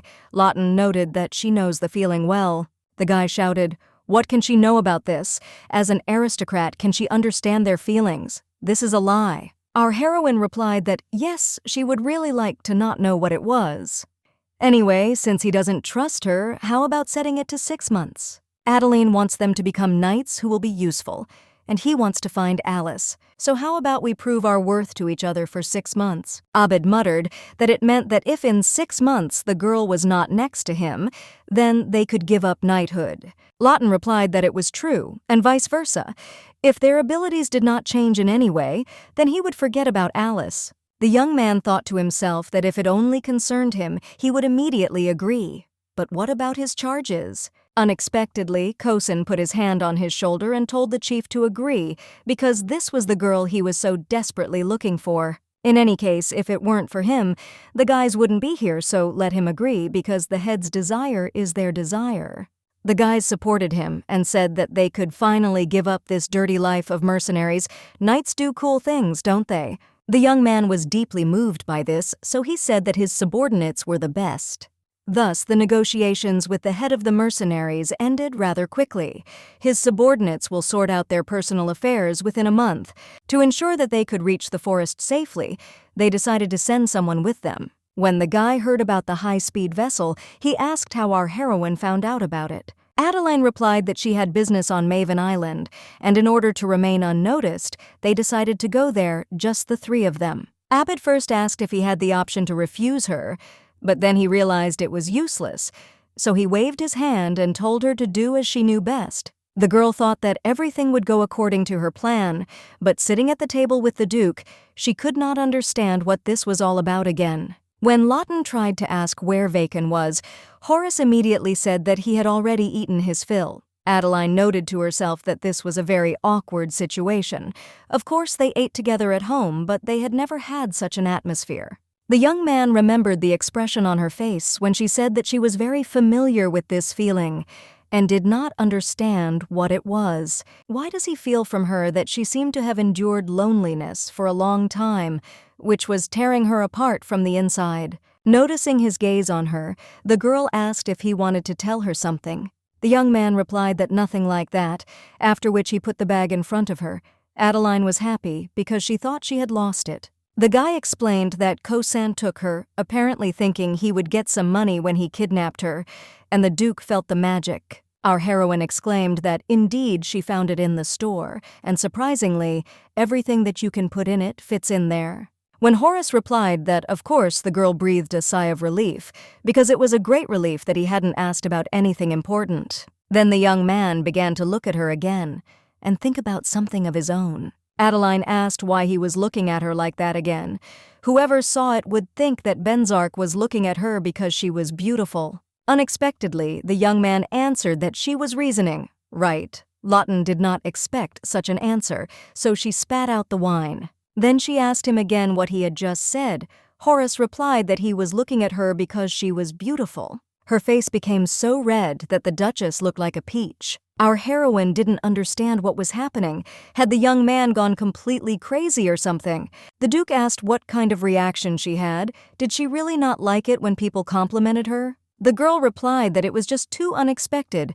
She wouldn't say that she didn't like it. She noted to herself that, however, she still had not managed to get rid of the past. Beyond his present, Adeline can see his past self, who turned away from her. If she begins to feel even the slightest affection for him, then this miserable past begins to haunt her. The voice whispers to her, does she really want to get hurt again? Does she really believe that he loves her? Unfortunately, in the past, whenever he tried to do something for her, she felt both happy and uncomfortable at the same time. After which she replied that he really keeps his promises, even calls her sweet. They look like a real couple. The young man replied that it was because she was his wife. Lawton countered that she was pretending to be her for their mutual benefit, after which she apologized, stood up, and said that she had lost her appetite, so would he mind if she left first. Horace grabbed her hand to stop her and said that it was she who called him her husband, and he liked to hear that from her. But the girl still broke free from his hands, wished him bon appetit, and left. The young man sighed heavily and noted to himself that he just wanted to see her smile one more time. He didn't need anything else. It's funny to even think about it, but he really is trying to win her favor. The emotion he felt at first irritated him. It was enough for him to just watch her smile. But for some reason, why does it seem to him that something is wrong, everything is too complicated? After some time, the guy found himself in the mansion of Count Lawton, and the man told him that he was welcome back. The young man was sure that he fell asleep after dinner, but how did he end up here? It was very strange. But the Duke couldn't even move from his place. Maybe it was Acker's doing. The Count said that he did not want to show her to Benzar, as she was behaving inappropriately. The young man noted that it was on this day that he met Adeline. What is going on? It's so annoying. How the Duke ended up here simply cannot be. It turns out that this is a dream. But Dev doesn't sleep, so it's a prophecy. Or something, but calling it a prophecy is somehow strange. It feels like he's seeing the past, not the future. Meanwhile, his past self was thinking about what he was doing, as Aster said, but did he really need to marry her? They could have just caught her and locked her up. Why did they have to do all this? The real Horus was angry with himself. Did he really think that way? It seems now it is clear why Adeline builds walls between them, how unpleasant. Suddenly it was announced that Mrs. Lawton had arrived. Benzar noted to himself that he could never forget this day, because it was the first time he saw her. The father angrily asked why she was silent and that she should immediately greet the Duke. Stuttering, our heroine replied that her name was Adeline Lawton. Nice to meet you. The young man wondered to himself if she had really been like this when they first met. But definitely not. She was more confident, her eyes looked proudly into his. But why is Adeline like this in her memories? The young man clearly remembers this moment. When he came past her, the girl asked him to accompany her. But at the moment this did not happen. Our heroine only looked after him sadly. Aster said that he told me that she was not interested at all because she was weak-willed. Benzar responded that as long as they do their job properly, it doesn't matter. Leffa said that, of course, but could it be of any use? The guy objected that, in fact, he was one of those who so actively promoted the idea of marriage. After which he added that if it turns out to be useless, then you can always just return it back here. Then the real young man looked at Adeline, and the girl quietly cried bitterly. When Lawton passed out, Aster said that he believed that teleportation was hard enough for a normal person to handle. It was problematic since they were going to be moving around a lot in the future. Horus thought to himself that he was sure that Adele was perfectly fine after the teleportation. But why was she like this in this dream? The Duke from the past thought that this girl was very beautiful. The real one didn't understand what it was, whether their emotions were synchronized or he was going crazy, but you can't argue with the fact that she is beautiful. When the girl came to her senses and saw that she was in his arms, she immediately and sharply pulled away from him. The young man did not understand what was wrong. Did she really hate his touch? Did he need to be more careful? The young man noted that he seemed to be dissatisfied for a similar reason. When our heroine asked where they were, the guy explained that it was the forest of darkness. Looking around and seeing this eerie atmosphere around, Adeline involuntarily screamed. The young man said that whether she liked it or not, from now on she would have to live here, so it was better to get used to it quickly. Our heroine immediately came to her senses and asked for forgiveness from Duke Benzar. The young man said that it was time to move on, but he noted to himself that he did not understand what he should talk to her about, because he had never talked to women before. After which he addressed her as, "Hey," and declared that from that day on her name is Adeline Benzar. The girl must become a useful duchess. Our heroine dejectedly replied that, okay, she would try her best. The real Horus looked at her sad expression and thought that she must hate him. When the young man came to, he could not understand what it was, a dream or something else. This is all very strange. He never dreamed in the mansion, so why did he dream of it here? They say that human dreams are a manifestation of unconscious desire. Does that mean that Adeline's appearance is his unconscious desire? The young man doubts because he never wanted Lawton to exude melancholy. In his dream, she looked like a submissive person whom anyone could call weak and depressed, just like Aster described her before their wedding. His Adeline never created such an impression, so it's all very strange.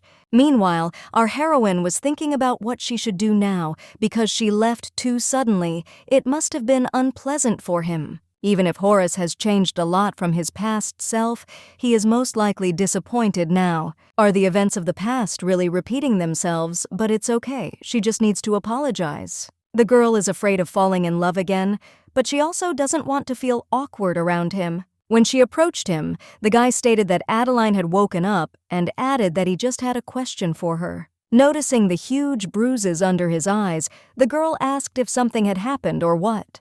The young man replied that not really, he was interested in whether she had ever seen dreams. Our heroine was surprised by such a question and asked if there was anyone who did not see them. Then she remembered that, unlike the seers, Dev does not dream anything. But why is he asking? Benzar said he wondered if she had dreamed anything last night. Adele replied that she definitely didn't remember. In fact, she didn't remember any dreams at all in a while. It's just that after waking up, dreams are almost immediately forgotten. Was she really talking in her sleep?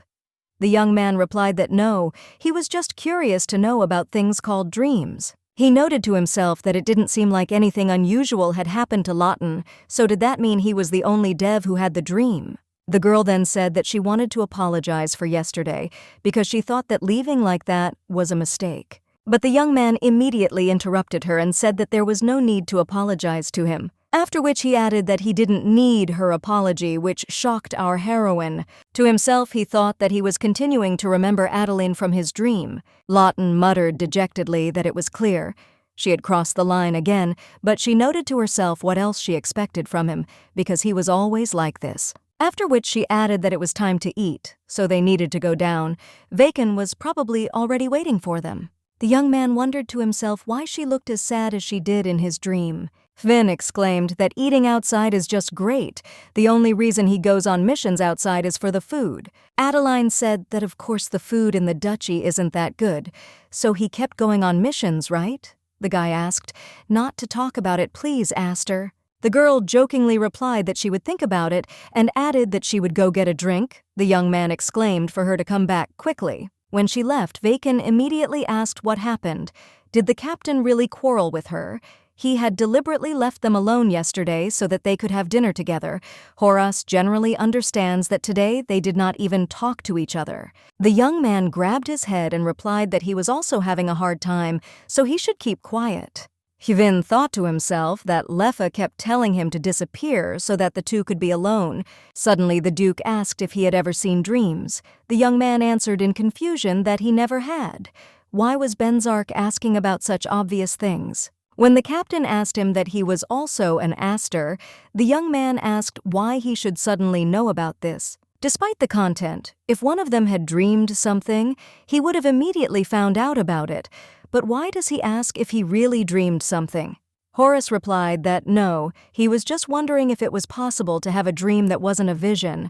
Vacon muttered that he was thinking about some strange things. The guy lived for over 100 years before entering Nirvana, but never heard of devs who see dreams. If this happens, word will spread quickly because it is extremely unusual, although perhaps the person would be ashamed of it. The young man had heard that dreams help people protect their weak psyche. Apparently, it is something like a hypnotic state caused by the subject on his own initiative. The Duke was taken aback. Did he really see a dream that devs should not see in order to protect their psyche? Adeline suddenly appeared and asked if the gentlemen had finished their meal. If so, then it's time to move on, because they are going to earn money at the gladiator tournament.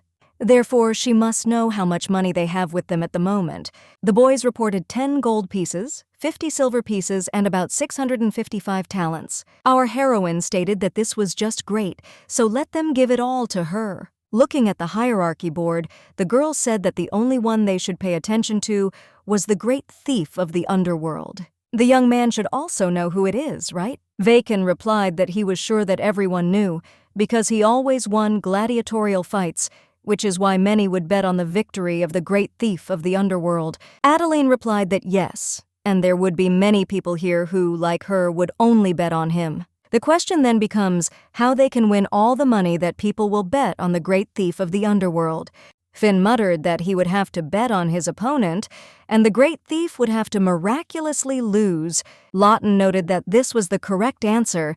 In the final, she would put absolutely all her money on his opponent.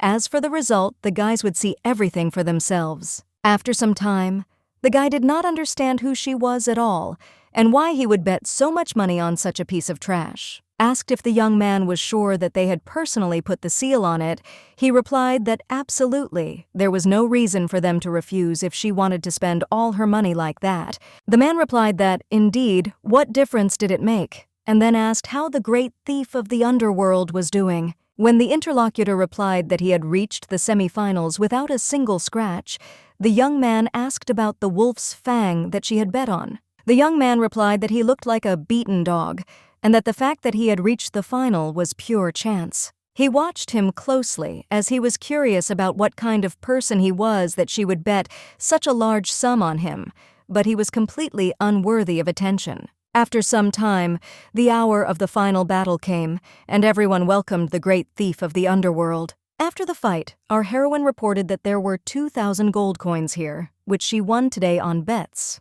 Vacon was very surprised because he was sure that there would only be 10 gold coins and 50 silver coins with kopecks. He noted to himself that 1 gold coin is enough for 2 commoners to live their entire lives. The girl said that they could leave, there was no reason to linger here because they had already achieved their goal. Suddenly, a male voice was heard asking to wait a minute, then asking if she was Adeline Lawton. Our heroine noted to herself that he had a suspicious look.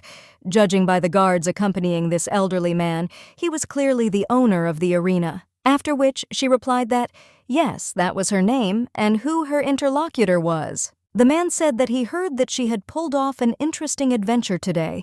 Our heroine asked if the rumors had already started spreading. The owner of the arena said that she won in a completely different way from others. What trick did she use? The girl noted that it sounds like she cheated. She did not expect that such a small amount would be accompanied by an investigation. The interlocutor retorted that it looked as if she really had cheated, so an investigation was absolutely necessary, otherwise the game wouldn't be fun. Our heroine stated that such fun would amuse only him. He was silent when the arena won all the money that the spectators lost. And now he rushed to it surprised, because this time everything did not go according to plan. He does not think that it is a little mean. One of the guards yelled at her, "What did she just say? How dare she say something like that to their master?" Vacon and Horace immediately grabbed their swords and hissed that he had better behave himself, otherwise his head would part with his body if he made even one unnecessary movement. The older man noted to himself that he clearly shouldn't act too hastily, after which it dawned on him that this was the Duke of Darkness. Could this girl really be his wife? Why did he of all people get caught? After which he asked them to calm down because he didn't come here to fight. He, as the owner of the arena, was simply doing his job. If he had known that the Duke would be here, he would have prepared a proper reception, so he apologizes for not recognizing Benzar. When the captain replied that he didn't think he was the only one the man should have recognized, the old man replied that he had hearing problems and so didn't understand everything very well. Horace explained that it was not him, but his wife. She was the victim of his disrespectful behavior. He should behave appropriately with her. The owner of the arena noted to himself that the Duke was an influential person, so he couldn't screw up, otherwise he could easily eliminate him, after which he said that he was blinded by his stupidity and did not recognize the lady. Let him please allow her to greet her once more. His name is Peter. He is the head of the city of Mocrean. Let her not hesitate to contact him for anything she needs. Meanwhile, Abid was indignant.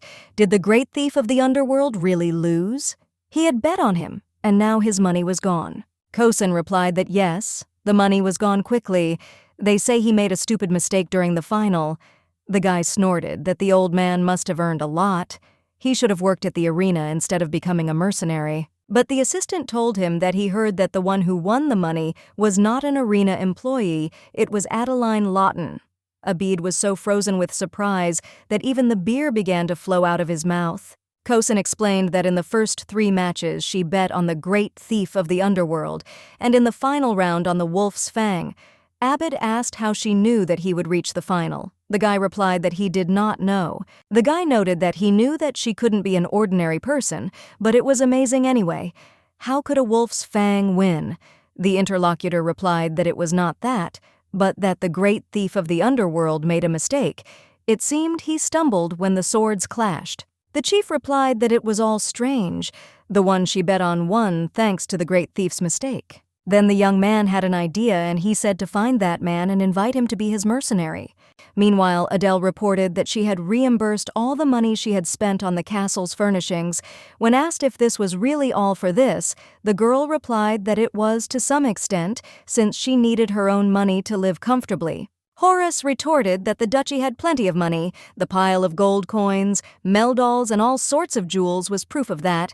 He hoped she didn't think they had no funds. The girl replied that she knew that in the lands of darkness there was a mine where minerals were stored in large quantities.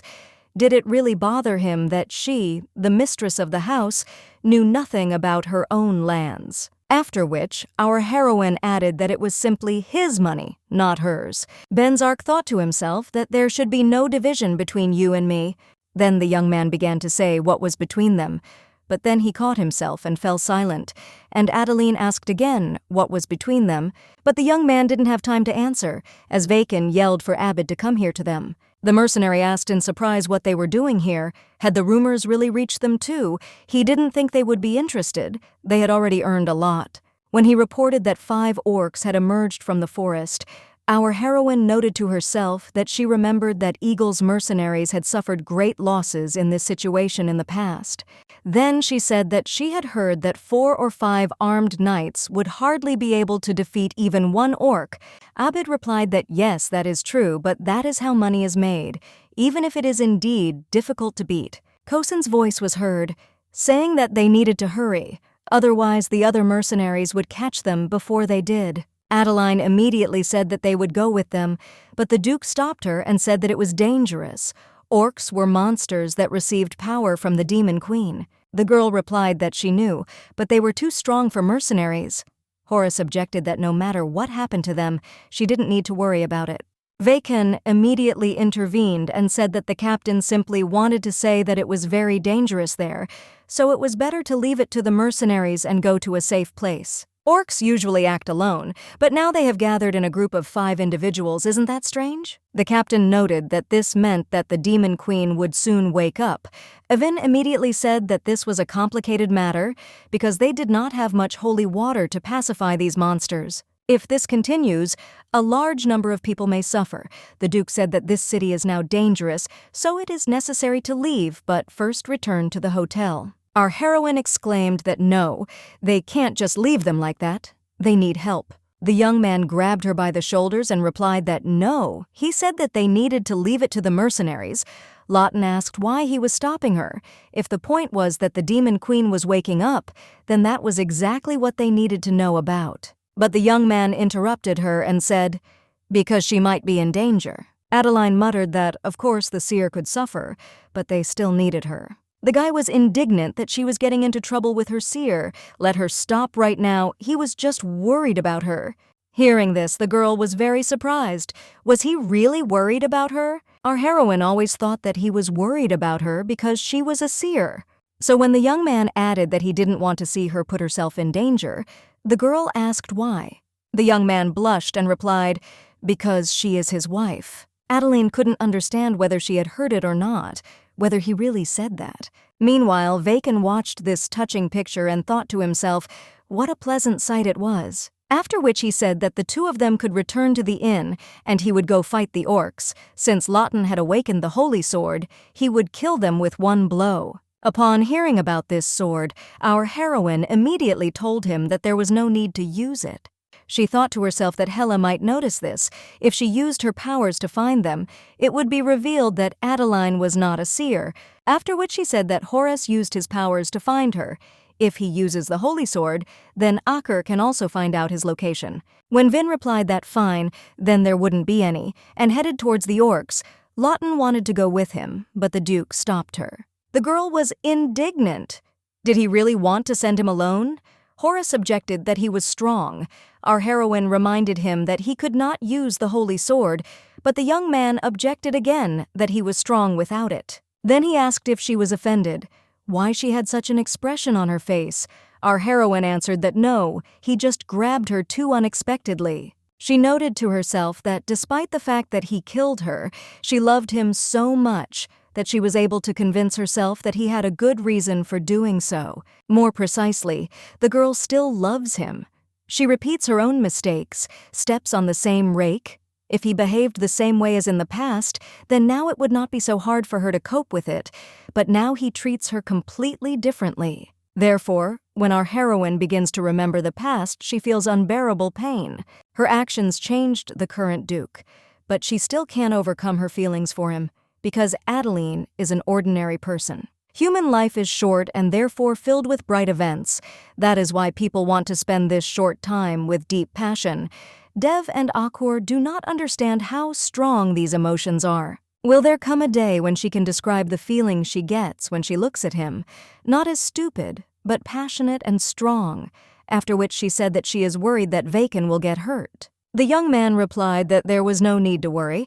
They couldn't go together anyway because he was weak. The guy won't be able to fight while he's worried about her because Adeline is his weakness. Meanwhile, Havin told Kosin not to touch anything here, and he replied, confused, that was fine. I thought to myself, how could I even dare to contradict a person with such an expression on his face? The young man looked at Vacon with admiration, because this was exactly what he wanted. His thirst to take all the resources down to the last drop of orc blood is simply admirable. This is a real example for other mercenaries to follow, Cocoon objected. Is he just a strong man to me? Abed said that it was actually amazing, since he defeated the orc with one swing of his sword. A little earlier, a loud roar of an orc was heard, and Vacon commanded everyone to step aside. After which the young man dealt with this huge monster in literally 1 instant.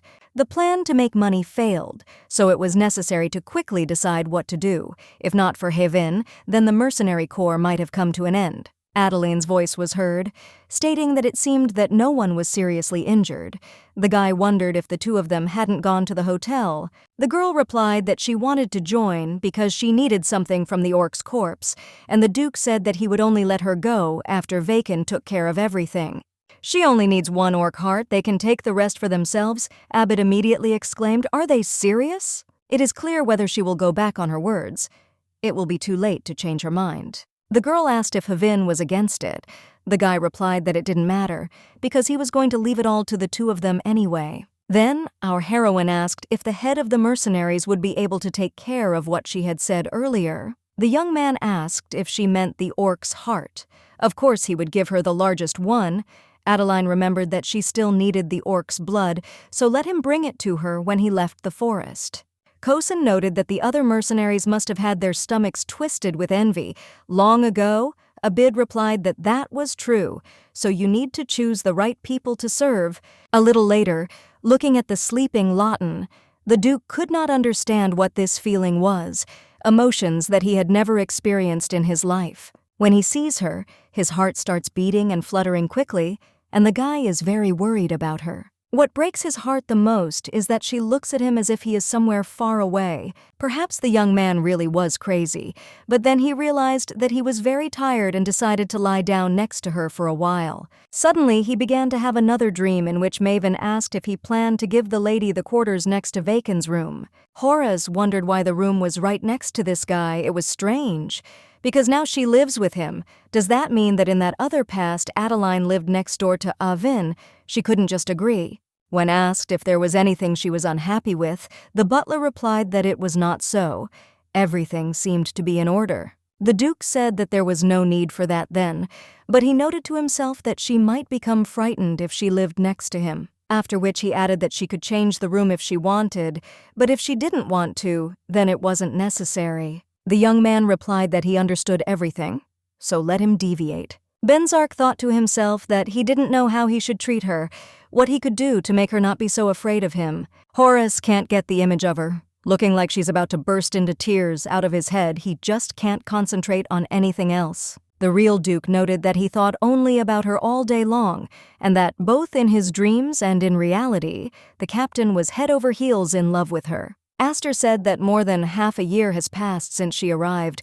Has there really been no prophecies until now? Is this woman a real prophet at all? The young man thought to himself, how dare he call her that woman? He would really like to hit him on the back of the head if it were possible. Leffa continued that a few months ago some orcs attacked the Mocrean corporation. There are more and more witches. He thinks it's time for the Demon Queen to wake up. They can no longer sit idly by, otherwise the kingdom of heaven may indeed collapse. Suddenly the space changed dramatically, and the real Duke couldn't understand what happened. Maybe it was because he was inside a dream. Horace from the past came to the window and said that he missed her, but he couldn't understand who he wanted to see in the present. 9:46. Then it dawned on the young man that downstairs seemed to be Adeline's room. When the young man suddenly jumped down onto her balcony, Benzar was indignant. What was he doing at all? Was he really visiting her like this, instead of entering the door normally? This man is really weird. He doesn't even knock on her door. Lawton must be really angry. But the girl told him that she was welcome, and the guy asked if she had learned anything today. but she replied that she had learned nothing at all and that she was sorry. The young man thought to himself that he had come to see her, but she again lowered her head. The real Duke was upset by this whole situation. Couldn't he honestly say that he missed her? True. Horace can't say this either. This guy is struggling with unknown feelings just like him. The inability to convey what one wants to say is very painful, and yet if one speaks honestly, one can look into those clear eyes again and again. Meanwhile, the young man was about to leave, but remembered that he wanted to ask her when she proposed marriage and why she did not reject it. Our heroine replied that she had always been isolated from the outside world. Due to the stigma of being an illegitimate child of the Lawton family, the girl was always alone. The only way out of this situation was marriage. That's why she was looking forward to it so much. She always wanted to leave that place and explore the big world. The young man coldly replied that it was understandable and simply began to leave. Already outside the door, Horace thought to himself that she wanted to explore the big world. Then he should take her to different places. When the guy came to, he couldn't understand what had just happened again, why he kept having such dreams. Benzar is very concerned that they will consume his true reality. In this dream, she still seems to hate him. A guy like that was such a fool. The girl would have raised her head if he had simply said that he wanted to see her eyes, but that Horace could not say a word. If you think about it, Adeline was always the first. She was the first to look him in the eye, and even called him by name. If she hadn't approached him first, then now it could have been the same as in the dream. Suddenly, our heroine woke up and asked what he was doing here since early morning. The young man looked her straight in the eyes and replied that he missed her. When asked in surprise what he had just said, the guy explained that he had come because he wanted to see her. Our heroine exclaimed that this was not true. Horace, the benzar she knows, would never say he missed her. The Duke noted to himself that, judging by her reaction, it was better not to say that he had been here since yesterday. Then he began to involuntarily examine the girl, her beautiful lips, the beautiful curls that fell below her shoulders. Then the young man came to the conclusion that this was very dangerous, so he needed to leave this room right now. Adeline asked if it was really Horace or if she was dreaming, and the guy replied that it was definitely him. Our heroine asked where he ran so quickly. The young man answered that he was going to his room, after which he added that she should sleep a little more and left. But the girl did not understand what had just happened. It's all strange. There must be some other reason, maybe, like then, he came to see whether she was a true prophet or not. When she woke up and he said he wanted to see her, it was probably just an excuse. Yes, that's right. It can't be that Horace told her that without any reason. Now that she thought about it, she hadn't had any dreams after awakening the Holy Sword in her previous life. She had always wanted to escape from reality. Since there are no more dreams, doesn't it mean that everything is working out for her and everything is fine now? After some time, the Duke suddenly announced that today she would be sharing a room with Vacon. Adeline asked again what he had just said. Then she began to worry about why he said that. Maybe she said something in her sleep. The young man immediately asked why she looked like that. It seemed to him that the girl was upset. Lawton replied that this was true. She was worried that she might have offended him by telling her to use another room. The guy replied that he just needed to check something. He was in no way angry with her, and would never be angry no matter what happened because it was her. Vin was taken aback by what he had just seen and heard. Had his boss really gone crazy? Our heroine thought to herself that this man definitely couldn't be Horace. Maybe Akur had secretly replaced him. The young man felt extremely awkward, so he said that he would probably go first and let them continue. Adeline grabbed him by the cloak and cried out that he should please not go anywhere. Then she whispered to him if he thought the captain had become strange, and the guy said that he had noticed it too. It's possible that Akur used magic on him. Vacon countered that something like that shouldn't work on the boss. Horace stood up and said that he would go first. After all, he needed to do some things. That same evening, he thought that he had never had dreams before, but when he began to share a room with Adele, he saw a dream for the first time. Perhaps living in the same room is a condition of this strange dream. After some time, Vin said that this one suits her better. The girl replied that this one also seems to be okay, but a bit heavy. After which they announced that they would take this sword. The seller exclaimed that the dear customers had excellent taste. Horace noted to himself that, as expected, he had dreams every time he slept in the same room with Adele. But the reason for this is completely incomprehensible to him. Perhaps it is because Lawton is a prophet. Unexpectedly, the man said that he would then give them separate rooms. The Duke turned to Adeline and asked if they weren't using one room for two. The girl replied that they did this only in the city of Mocrean. That is, because there was no other choice.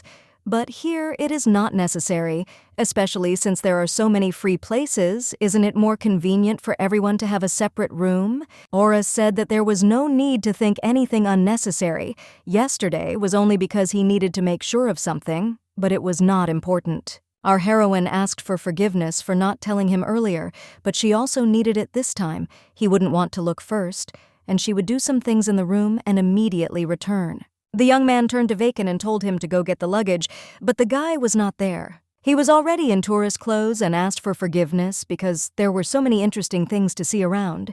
He heard that there was even a bathhouse here. The Duke hissed that he really thought he was here to have fun. After some time, Adeline thought that they finally went to Mocrean Island because they must destroy the siren at any cost. The girl will never let the butler die in this life. An image immediately popped into her head of Vacon asking him again what he had just said. Astor replied that he was struck by the siren song. When he heard Maven scream, he woke up and immediately ran to help. Fiend shouted that they had taken care of the medicines. Why did this happen then? Leffa replied that it wasn't enough. Perhaps Riley could have healed him if she had been there, but they couldn't save him with just holy power. The young man screamed that this was some kind of nonsense. It couldn't be that he died so easily. Then he turned to our heroine and exclaimed that she was a prophet.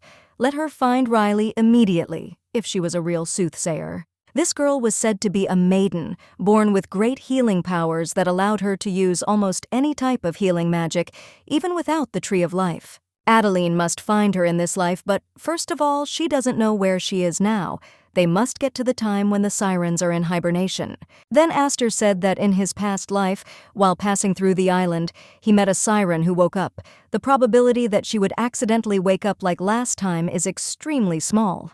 Because there is a time difference between their journey and Leffa with Maven, this means that they must make the sirens wake up.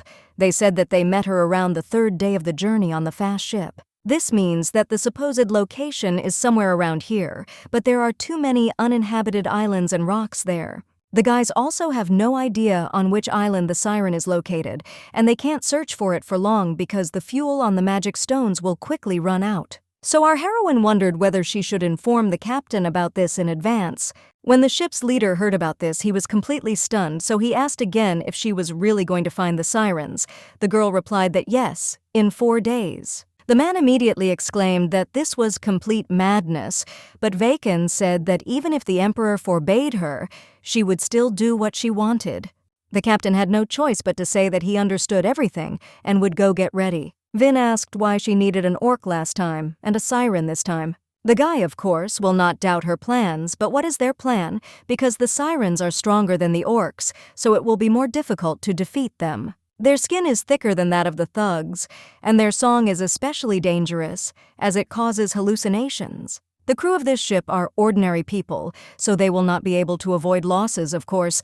They and the boss will protect Adeline first and foremost. The girl pointed to the table and said that she also had a secret weapon, the heart of an orc. She plans to make a powerful bomb out of it. Its power is enough to easily destroy a demonic beast like the siren. In 1029, the guy exclaimed that now it was clear why she was only interested in the heart. Lawton added that the siren's skin is too thick and will be difficult to remove, which is why it is necessary to put a bomb inside, but they will discuss all the details later with Horace. She noted to herself that in this regard, she would need to use magic without Vacon and Benzar knowing, but it would be difficult to remain unnoticed. After which she said that she wanted to drink. Did he have anything? The young man answered that he had liqueur. Would she like some of it? When our heroine thoughtfully said that she had never drunk it, Vin said that he would immediately bring her this delicacy. Our heroine thought to herself that this was wonderful, but first she would just like some water. So I decided to drink what the young man had drunk before. Meanwhile, the young man said that this liqueur was very popular among all women. But then he accidentally saw how she dried the entire mug and reported that it was very strong alcohol. When the girl immediately started getting drunk, Vacon came to the conclusion that the boss would finish him off. After some time, the Duke asked if he wanted to say that she was in such a state because she had drunk strong alcohol by mistake. The guy replied that it was true. He didn't even have time to stop her, since everything happened too quickly. Moreover, the guy didn't think that she would get drunk so quickly. Our heroine started saying something unintelligible, like Vacon saying that this is her boyfriend. Isn't it funny? Her boyfriend is her husband. Catching the captain's withering gaze, Vin immediately exclaimed in mock exclamation that his stomach was twisting and that he needed to run. Suddenly, our heroine said that she could hardly stand on her feet. Could he please carry her to her room? Without thinking twice, the young man took her in his arms and replied, "Okay." On the way, the young man said that she gets drunk very quickly, and it is not safe. The girl replied that everything is fine. He came to look for her anyway. This is simply amazing. Adeline could not even imagine this in her past life. This time, she really feels like they are a real couple. Horace noted to himself how drunk she was, that she was talking nonsense about a past life, after which he replied that they not only looked like a couple, but were actually spouses. As she fell asleep, our heroine replied that, indeed, she really felt better after these words. Having put her to bed, the Duke thought to himself that she was sleeping so peacefully, not even suspecting his worries. If the guy stays here now and falls asleep, he might see something similar to that dream. Well, really, if he sits down for just a minute, Adeline won't wake up in that time. In his dream, he saw a red-haired girl who said that she had arrived to see His Highness Duke Benzar. Here is the one who will give him a bright future, and her name is Hela Alton. The next morning, our heroine woke up and couldn't understand why her head was splitting so much, and how she ended up in bed. The girl is sure that she just talked to Vacon and drank water from a mug, after which it dawned on her that she had drunk alcohol from the table and had gotten very drunk. It seemed that Adeline had done something to Horace, but she couldn't remember what. What should she do now? What if she made some mistake? She needs to go and ask him, but then she noticed that he was sitting next to her bed. The girl didn't understand why he was here, why he wasn't in his room.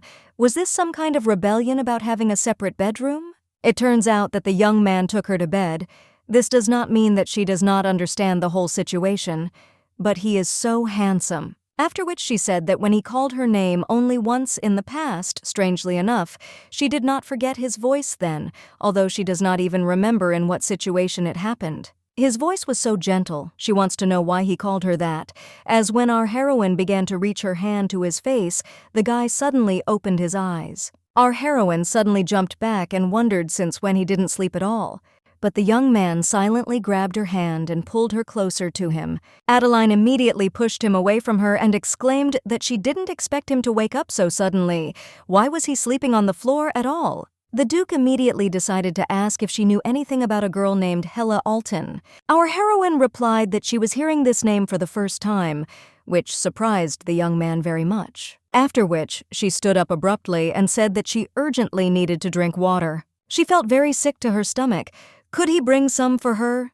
It would be better if she was cold. The young man replied that, okay, he would now bring what she needed. Adeline didn't understand how he knew about her, how much he knew, and how he even knew about it. She remembers that their meeting is supposed to happen in the future, but not now, whether this is because Lawton changed the course of history. Horace can now begin his investigation as soon as he returns to the Duke's mansion. As a result, as before, Hela will arrive at the mansion, because she is a real prophet. Because of this, Benzar will be disappointed in her. Will everything really be like before, when he looked at her with such a cold gaze? Our heroine couldn't even breathe. She was numb, because her previous memories were overwhelming her. Adeline thought she had finally gotten closer to him, but if things went back to the way they were in the past, it would just kill her. The girl tried her best to live differently than in her past life, but probably everything was predetermined from the very beginning. Meanwhile, the Duke thought to himself that she was lying. As soon as he mentioned this name, our heroine began to avoid any eye contact. Horace has a strong feeling that she is hiding something, and what kind of dream was that anyway? The girl said that her name was Hela Alton. She only has one desired future, which is the restoration of the heavenly kingdom. I wonder if she even knew what she was talking about. If Hela really exists, Does that mean that the dream was actually true? Even though it wasn't a prophecy or a real event, it felt like reality to him, like another version of reality. "Bring the captain." Vacon asked if he had come here to have lunch. Benzar said he came because Adeline asked him to bring her some water. Vin replied that he didn't know he had such a side since he was already here. He should take something with him. The chef had prepared excellent dishes. He wanted to lure him to the Duke's mansion. The young man ignored this and asked if he had ever lied before. Vacon asked if he wanted him to answer such a sudden question. He lied many times, for example, when he wanted to avoid an awkward situation or hide something from a person. A young man also lies when he wants to get out of an unpleasant situation.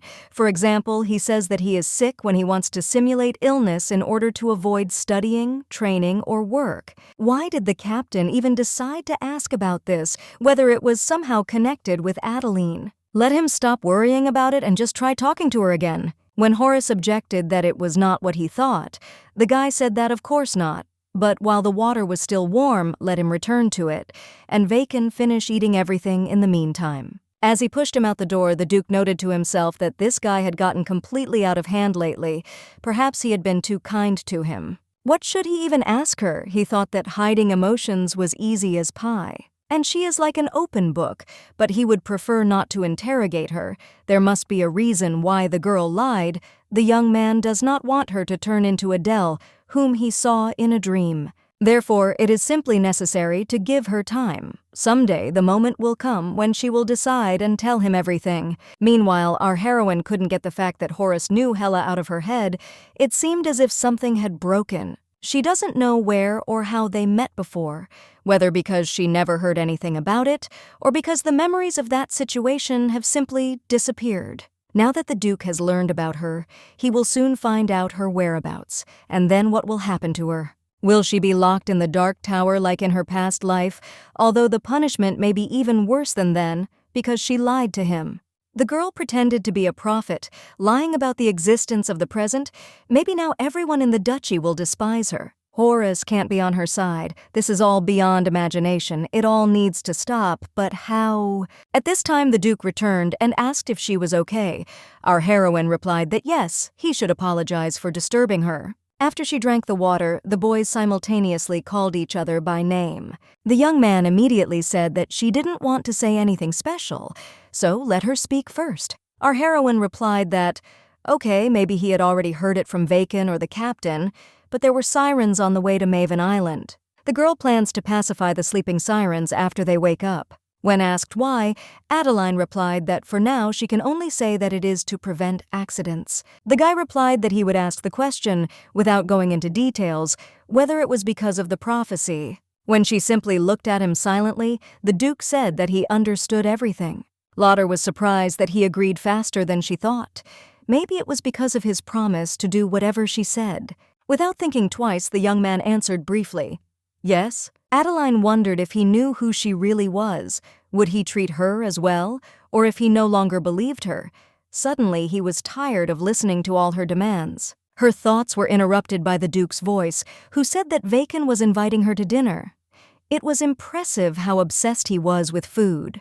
The girl replied that if they continued digging, he would eat all the food, so they needed to go to dinner quickly, and they would go to the sirens in about 3 days. Already standing in front of the door, our heroine turned to him and suddenly asked if she was of any use to him now. The young man exclaimed, "Why did she suddenly decide to ask this?" Adeline answered that nothing, she just wanted to know. Let the young man forgive her for all these senseless questions. She will go down first. The young man immediately thought that her facial expression had just been exactly the same as that Adele's in the dream. A few days later, the boys periodically dived underwater. From the ship, our heroine asked if they had found anything, but they replied that there was nothing special. The girl noted to herself that she expected to be confronted with the problem of finding the place where the sirens were hiding. Since they hide in reefs or crevices in the rocks, finding them is even more difficult, as there are many obstacles along the way. Suddenly, the captain of the ship approached her and said that the magic stones were running out, and they could no longer remain at sea. He understands everything, but he can't do anything about it. If there is no success in the search tomorrow, they will go to Maven Island. That same night, our heroine walked through the cabins and made sure that everyone was already asleep. She didn't want to use this method because it was dangerous, but now she had to use all possible means. Horace taught her how to search for magic in the past, but it was very difficult and she did not dare to use it.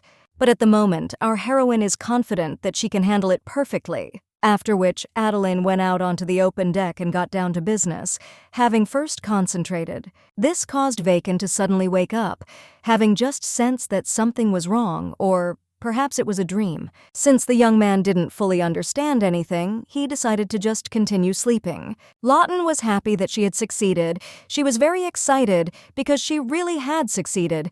The feeling was amazing, like a surge of strength. As soon as she thought about the sirens, the air and the sky immediately separated, and she felt their breath. Come to think of it, the Duke had spoken about this before. The guy had told her that she would never use this magic. But it wasn't that she couldn't. It was that there was simply no point in doing it. If you think about it, it's really hard to imagine how she managed to do it, but it doesn't matter.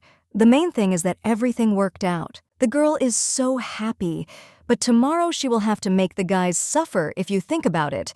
They will probably ask her how she found out. Should she just laugh stupidly, or maybe come up with some plausible story? The young man, who became an unwitting witness to all this, was perplexed as to how Adele was able to use search magic, which is not available to everyone. The one the girl used might not have been her. Most likely he just didn't get it right. The next day, Vacon exclaimed, "Did she really find the location of the sirens?" The girl replied that, yes, they sleep under this island. The guy scratched his head and asked how she found out about it. Our heroine replied that she simply found out, and the young man did not question her further, only asked how they could wake up the sleeping sirens. Adeline replied that she didn't know for sure, after which they both looked at the Duke, who asked in surprise why they were looking at him like that. When the boys said that they just thought that since he was the leader, he must know something, Horace apologized and said that he couldn't remember everything.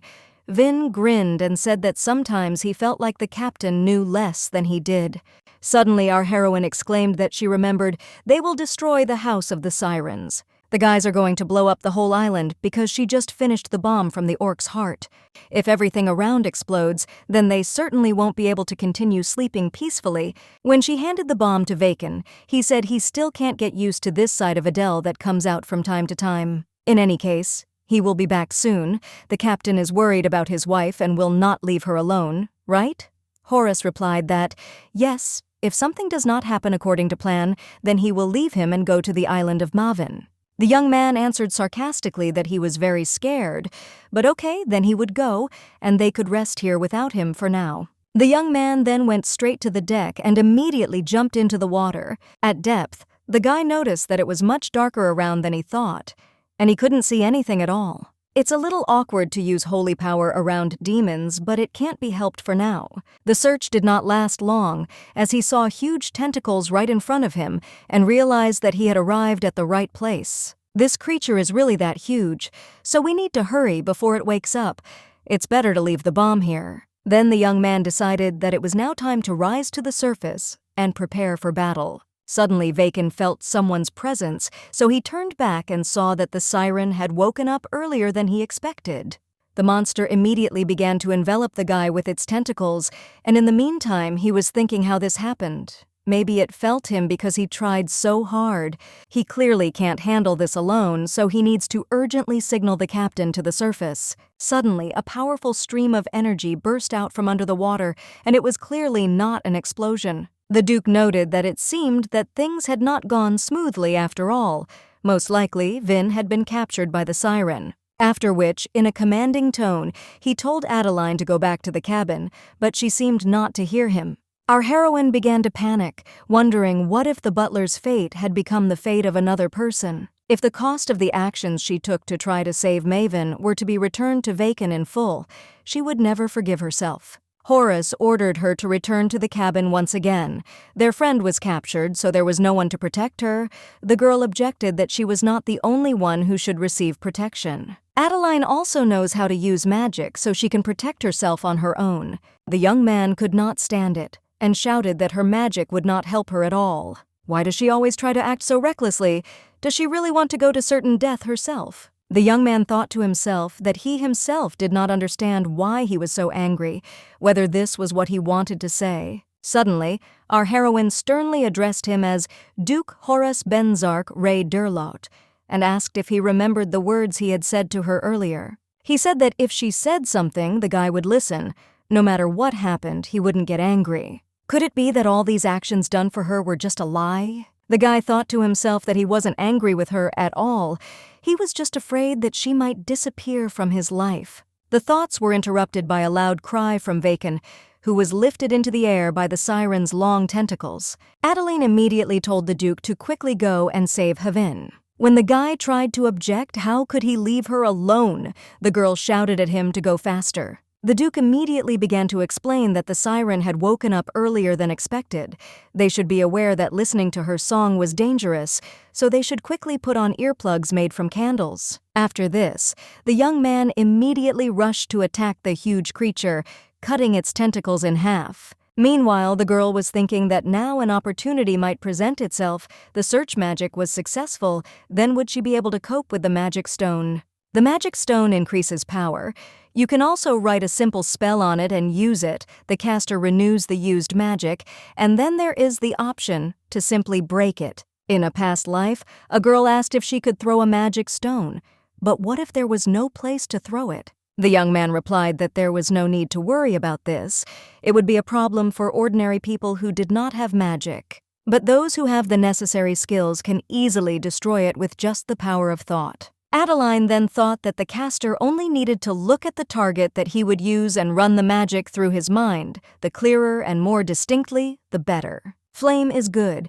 If it is so strong, then you need to create something that will remove everything from its path, very strong and sharp. Meanwhile, the Duke was thinking that he had dealt with this place. Now he needed to help Vacon. But then he noticed a huge fiery arrow that was rushing towards Vin, and the only thought that flashed through his mind was who had created this magic. In this position, his friend was in even greater danger, so he quickly rushed towards him and snatched him from the siren's tentacle. The young man activated the levitation formation so that they could land on some surface. Vacon immediately said thank you since he remained alive only thanks to him. If not for magic, they would have gotten into trouble. The Duke ignored this and hissed at him to go to Adeline immediately. When the guy found himself on deck, he heard the indignant cries of our heroine, who was asking if they were all asleep or something. When she saw Vacon, she was very glad that he was okay and asked how he was feeling. The boy asked what was going on. Lawton replied that she had simply immobilized them for a while with a stone. She didn't know how to use it, so she was apparently waving her arms wildly, making it seem like she was hitting them. Finn wondered if there was anything that could stop the siren's magic, but the girl stated that he had returned alone. Had Horace sent him or something? Before the young man could answer, there was a powerful explosion, causing everyone to be doused with water. Our heroine went cold. They completely forgot about the bomb, so she activated the defensive formation. Therefore, all the stones that flew in different directions collided with the protection and could not harm the ship. The young man was taken aback. Who created the protective barrier in the sky? Where did it come from? The girl called out to him and said that everything was in perfect order here, so he should return to the captain as soon as possible. No need to worry. Adeline is not weak. Let him just believe in her usefulness, which she has shown them so far. The young man objected that they valued not only her usefulness, but the girl was like family to them. The guy believes in her, so he will go to the commander, and she should be careful. Lawton wondered how pleased she would be if she heard these words from Horace. Meanwhile, Vacon returned to the commander and reported that he had returned to help. The Duke asked what about Adeline. The guy replied that there was no need to worry about her. Benzark immediately started talking. How could he say something like that? Vacon could not stand it and shouted that he said that he was not going to interfere in the captain's affairs, but let him at least try to trust his wife a little. Plus, he doesn't know anything about the escape either. The Duke didn't understand what he was talking about. Vin exclaimed that it didn't matter at the moment, he would tell me later, but first he needed to deal with this monster. After which he shouted, "If she was hit with a sacred sword, now it will hurt her a lot." With the otherworldly being distracted, the young man shouted that it was the commander's time. The Duke first replied that he knew without him, but then froze for a second. There was some strange feeling. Adele's presence was felt everywhere, after which the same fiery arrow appeared again, hitting the target exactly and destroying the siren. After that, it immediately became brighter. The sun came out, and our heroine joyfully shouted that everything worked out. They won. But the young man had no joy on his face. He was only thinking about whether Adele had just used it. Vacon noted that it was simply amazing, as if he had returned to the past, to the great war of the heavenly demon. Whoever came up with the idea to create a protective barrier, it was definitely their captain. The Duke didn't have time to answer, because a girl started running towards them, who was absolutely happy and shouting that everyone really tried hard. Vin could take the blood, heart, and flesh of the siren. Let him forgive her for asking for such a thing, although he had just arrived. The young man replied that everything was fine, and he would handle it in a matter of minutes. When he left, our heroine asked Horace if he was hurt, and he replied that he was fine. The guy thought to himself that if what he saw in his dream was true, then perhaps that woman could be a real fortune teller. In that case, why did Adeline appear in his dream? The face she tried to hide leaves him suspicious, but he still can't let her go. After some time, on the island of Mavin, Vacon was indignant that they were only there for one day. Was it really a pity to stay longer? Our heroine replied that they could not stay long because they had a tight schedule. Let her check with the Duke. When asked if this was true, the young man replied that it was. The girl thought to herself that Horace's attitude towards her had changed. Her thoughts that perhaps he liked her were her own delusion. If she doesn't like it, then it's okay. She will live well and be nourished in the land of darkness. After which, she said that they had arrived. This was a restaurant where the best chef on the island cooked. Vacon exclaimed that the name of the restaurant is truly intuitive. After some time and a huge amount of food eaten, the guy said that he could not fit in anymore. It was the first time he had eaten such delicious food since the days of the Great War. Adeline offered to take the cook to the duchy. The young man exclaimed, "Is this really possible?" The girl asked the waiter if she could meet the chef, and the guy said he would take her there. When she left, Vacon exclaimed that the food tasted nostalgic, didn't it? The young man thought for a moment and replied that yes, it reminded him very much of him. Vin agreed that he had an unusual character and good culinary skills. Suddenly a voice came out, saying something that didn't sound like something you'd hear from a muscular fool. Everyone knew that his cooking was the best, but in what way was he unusual? Vacon couldn't believe his eyes that Bruno had survived, so he immediately rushed to hug him. What happened to his appearance anyway, and why does he call himself Aster? The guy answered that he didn't want to write the real one, so he just took some dude's name. The young man asked if he had called the restaurant a village restaurant on purpose. 12:43. The young man replied that yes, it made it easier for him to find his best cook. This little girl, in exchange for his delicious cooking, said that she wanted to ask his consent to meet with someone. Now it is clear who she meant. But who is this? Is it really his woman? Vacon laughed and replied that no. When Vin added that this man was the captain, Bruno was surprised that he had not been told that Fabian had come here. But then he turned around and saw a young man watching all this from the side. He immediately remembered telling little Horace that if he became Durlo, he would receive delicious food prepared by him every day, after which he bowed and said that it was a great honor for him to follow him, and that from now on he would dedicate this body to the fight for Derlo. The Duke replied that he was happy that they met the man again. 12:51. Then he looked at our heroine and thought that whether she was a prophet or not, it didn't matter now. It was enough that she was Adeline Lawton. As the young man headed towards her, the girl noted to herself that he was smiling and looking at her. The young man thanked her from the bottom of his heart, but then fell silent, as he was surprised by her reaction. Tears were streaming down her cheeks, and she thought to herself that this is what his face looks like when he smiles. Adeline was only just now learning about this side of him. When asked why the girl was crying, she muttered that it was just beautiful and put her hand on his face. The young man thanked her again for the fact that thanks to her he met Bruno again.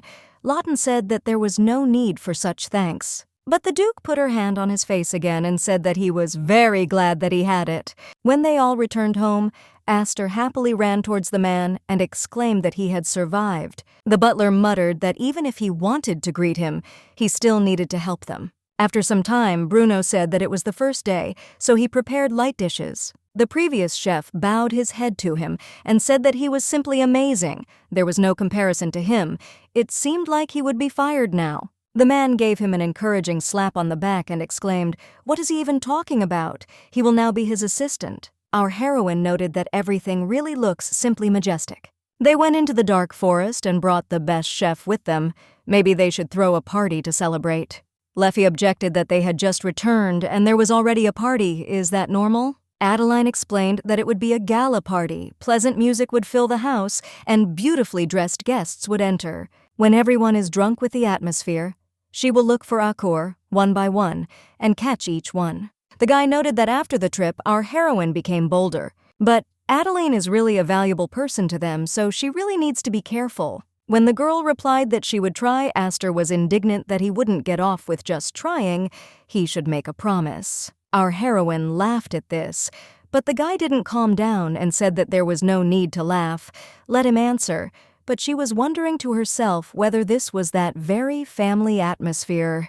Suddenly, a picture appeared in her mind of Aster being killed by a huge tree vine. Then the events in her head seemed to roll back some time. The guy shouted that the Duchess needed to quickly move to a safe place. She should not leave there under any circumstances. To himself, he thought that the captain was not here now, and he could not afford to protect her. Adeline was a valuable person to them, so she should be safe. After which he added that she should under no circumstances go out, no matter what happened, and left. Our heroine did not understand what it was just now, forgotten memories, an illusion, or what. That's why she said that she was probably too tired, so it would be better to go and rest. She kept thinking to herself that this was different from the death she saw in Maven, although belatedly she realized that this was a lost memory, but she had no memories of Aster's death. If this continues, she won't be able to protect everyone, but at least this time she won't leave Horace alone. Benzar first and foremost. The Duke heard this and thought that it was so pleasant for him to hear a girl, much less than him, say that she would protect the young man. Meanwhile, Marquis Philbert Verdun reported that there were no major movements. But what was strange was that they took a famous chef with them. The butler was also recently planning to come to the neighboring town. They are probably planning to throw a party. The guy noted that if he were a party animal who enjoyed having personal relationships, such news would make him happy. Then he turned to Hella and asked if the same would happen in the future she saw. A few months later, the boy reported to the Duke that they were finished with the garden, after which he asked how much longer they would have to continue training the Eagle's mercenaries in fencing. If you look at it this way, Adeline doesn't leave the underground lab for months, except when she's training in fencing with the captain. Vacon noted that our heroine looked like she was having fun, didn't she? The butler said he didn't think it was normal, so he was a little worried. So Horace decided to go to her, and on the way, he thought that the human mind has limits.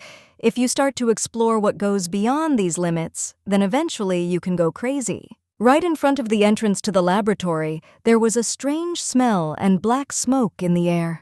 Hearing someone's footsteps, the girl ran out to meet him, and seeing that it was him, she immediately threw herself into his arms and exclaimed that she had succeeded. The young man looked into her eyes and said that she was a great girl because she tried so hard. The girl seemed to come to her senses and thought that she had apparently gone crazy, and with joy she threw herself on his neck, but for some reason she didn't want to tear herself away from him. Suddenly, a muffled cough was heard from behind. It turned out that the guys had also come to check on her and had found this strange picture. Our heroine immediately pushed him aside and said that it was not what they thought, after which she said that she can now open the Forest of Darkness whenever she wants. She wants them all to look at it together. Aster asked what it was. A powder made from the blood of a siren or something. Adeline replied that it was true. Let Horace spread it wide enough for a very large carriage to pass through. She wants to create a luxurious road, the kind that would make you want to walk along it at least once, despite your fear of the dark forest. Of such a kind that a person who has stepped there once will have a desire to walk there again. The blood of the holy unicorn affects the plants, and its horn makes them, having taken possession, fall to their knees. Originally, she needed a unicorn's horn and blood, but wouldn't that be possible with a siren who uses mental magic through sound? When the transformation process was nearing completion, the girl asked how they felt, whether it was really beautiful. After some time, Adeline thought that this was the first party opened by the name of Duke Benzark. Then she began to read the text, where it was written that the aristocrats of each kingdom and empire would be invited. But suddenly she stopped, because she saw one family name, Baron Gessen and Baroness Lillian Gessen. The woman said that her husband was the incarnation of a cour, not just the incarnation, but also the dignitaries, whether they knew about it, after which she told the butler to forward the list of invitations to Horace instead of her, and in the meantime she would go sit in the greenhouse. Sitting in the beautiful garden, our heroine noted that it was simply lovely here. The maid replied that yes, it had been 5 years since she had visited the Duke's palace, and she could not even imagine that it would change in such a way. Suddenly, Adeline had an image of herself from a past life. When the maid was indignant that climbing the stairs was really hard, did the Duchess have to eat 3 times a day? However, the girl was not going to think about hostility now, so she told Catherine that she could sit down too. The maid exclaimed that no, how could she dare sit next to Her Highness? But our heroine replied that she should sit down and raise her head because it was hard to look from below. Suddenly, the Duke appeared, and Lawton asked why he had come here. The boy objected that he wanted to ask what she was doing in the greenhouse, where there was no one. Our heroine objected, meaning there is no one. Actually, there is a maid here. Adeline asked if he was worried about her being kidnapped. Horace replied that the person involved in her theft was here. The girl replied that he was right about that, but she was not hurt, and Abid, surprisingly, treated her politely. Noticing that this picture was a little embarrassing for Catherine, our heroine suggested that they go for a little walk. On the way, the girl asked why he was looking at her like that. Did she look strange or something? The young man replied that this was not so. Our heroine said that, and she thought that he was somehow strange. Horace said that he had always been like that. When the girl laughed loudly, the guy muttered that sometimes he doesn't understand why she laughs. Adeline apologized if she ruined his mood. The young man replied that nothing of the sort.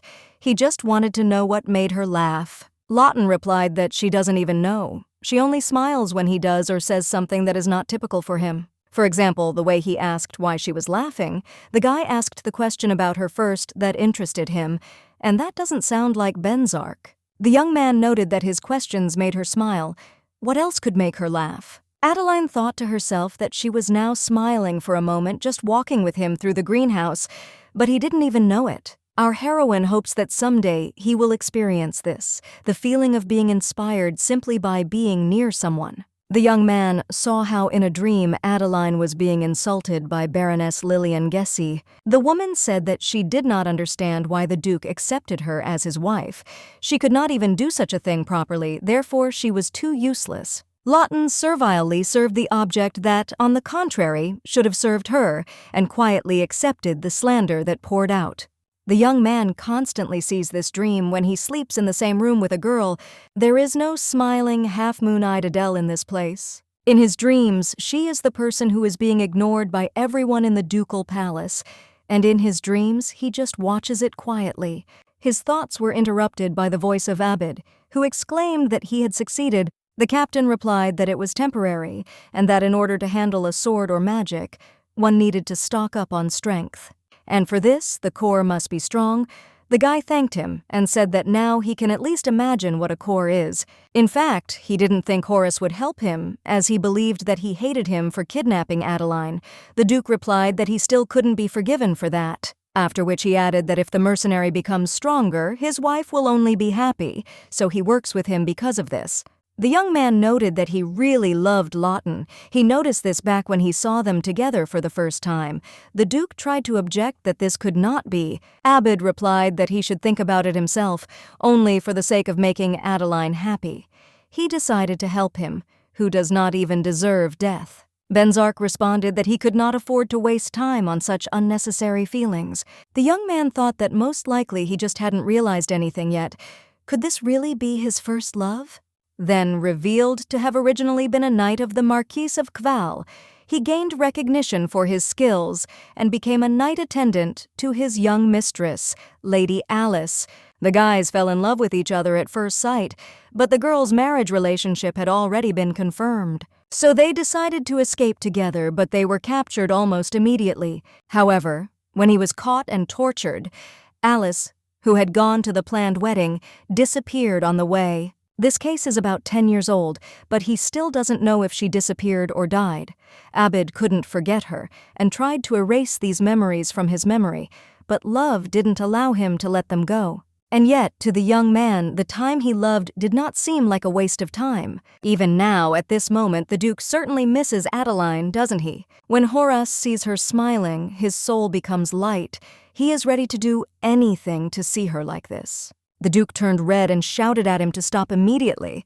The young man stated that this was clearly his first time, so he didn't know anything, but people talk about it that way. Benzar fell in love, and very much so. After some time, the young man wondered if what the mercenary said was really true. In the situation where the heavens were collapsing, Durlot had to take responsibility and care for the safety of the heavens, and he could not waste time on his own feelings such as love. The Duke, of course, thought that these were some strange sensations, but that they would turn out to be so...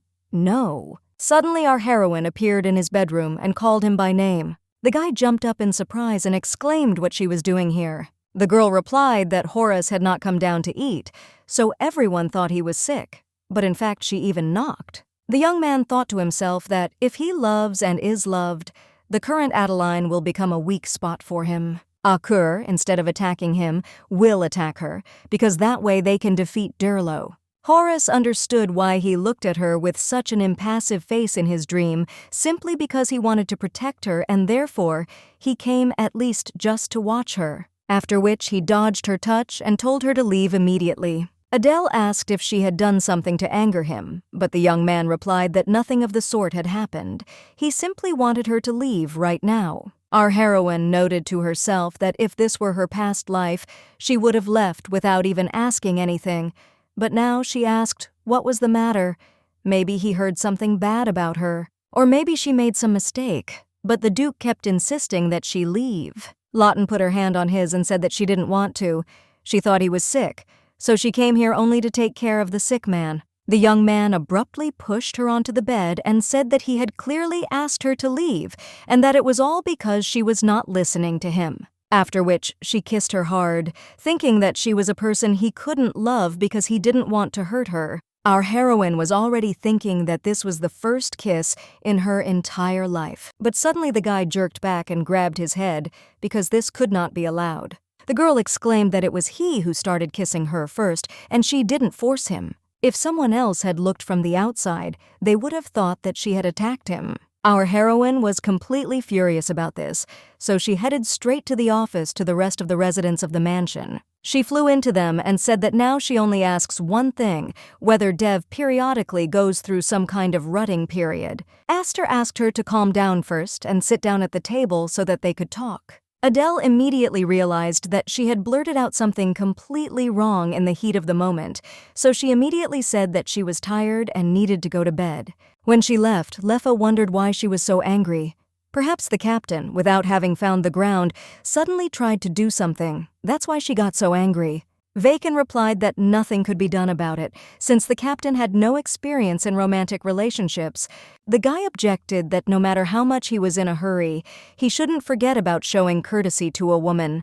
The guys asked him if he wanted them to apologize instead of the Duke, but that would offend her even more. Before going to bed, the girl thought about what she should do now, how she should look him in the eyes now, perhaps even leave the land of darkness. After some time, the Duke knocked on her door and asked her to open it, please. The young man immediately asked her if she was angry with him, but she replied that no, on the contrary, it seemed that he was angry. When the guy replied that he wasn't angry, Adeline flared up and said that he did it himself and then behaved very strangely. Horace replied that he didn't intend to be rude to her and that he should forgive her for kissing her only because of her own desire. And this behavior was only because he was not yet able to understand human feelings well, so he did not think that he would hurt her. He always wants to see her smile, but he doesn't know how to achieve this. He doesn't even know how to apologize in such cases. After which he handed her a box with a ring and said that he hoped she would like it.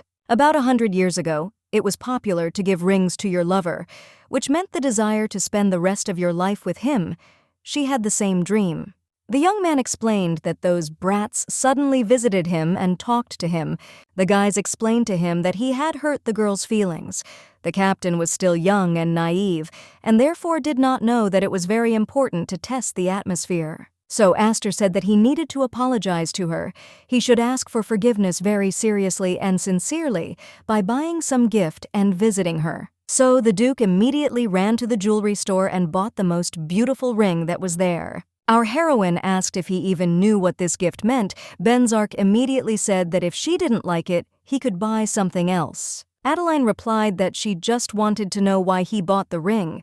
The guy replied that he thought it would be good if she wore it all the time, and besides, it doesn't get damaged as easily as a bracelet or necklace. Our heroine noted to herself that the ring, which does not fit the ring finger, has a feeling that they are not yet in a relationship in which they can become spouses. After which she thanked him and said that the decoration was really beautiful, she really liked it. When the young man replied that he was glad about it, the girl saw that something was wrong with his pupils. She began to feel as if something like this had clearly happened before, but she couldn't remember exactly when. When asked if she was okay, the girl replied that she was just a little tired, so it was time to sleep. Horace agreed that he had visited her too late, so he wished her good night. After some time, Adeline thought about why she couldn't see it, as if she didn't want to, so she couldn't remember where she had seen this sky blue color before. After some time, the 1st of March arrived, the appointed day of the gala party. Count Royal Korha exclaimed, "How many years, how many winters, how did he live?" He sees that, except for the Baron, the man cannot become anyone. It seems his skills are slightly better than usual. Baron Simon Gessi told him to shut his mouth because he, unlike him, is not so power-hungry. He is quite happy being a baron. The interlocutor asked whether he had contacted Filbert. Gessi replied that he had intended to, but he was tired of him, so he thought that this brat would not come. The guy thoughtfully said that the Land of Darkness was not at all attracted to this puppy. He heard that invitations were sent only to aristocrats under the Count. I wonder why Filbert is attracted to this place. If you are a human, you don't have to worry about it. Even if you are a Dev, they don't have a tree of life yet. Suddenly, right in front of the guests, a magical glow appeared and a road began to appear. Simon noted that even Dev is not capable of this. They do not have enough strength to use such strong magic. After which he turned to Lillian and said that only this time he would forgive her, so let her seduce Duke Benzar. If the girl finds out his secret, he will make her free for a while. Meanwhile, our heroine couldn't stop thinking about what that blue color was. If you think about it, it looks like the light from the holy sword, Nikagras. Is this the sign by which Dev is recognized? If she notices the red light in the eyes of the invited aristocrats, then this is the power that really differentiates Dev and Akur. After some time, the maid exclaimed that upon seeing her, she was truly struck by the beauty of her mistress. The dress that Her Highness wore today is sure to become popular on the continent. The girl approached the Duke and said that when the song began, he had to do something, and she noted to herself that she knew it would happen. She had taught him so many times that it was necessary to invite her to dance. They had to start so that the other guests could dance too. Astor approached them and asked if she would allow him to give the first dance instead of the Lord. But the young man suddenly pulled her towards him and did not let go. Our heroine stated that if Lef had not intervened, he would have been going to pretend until the very end that he did not understand anything, right?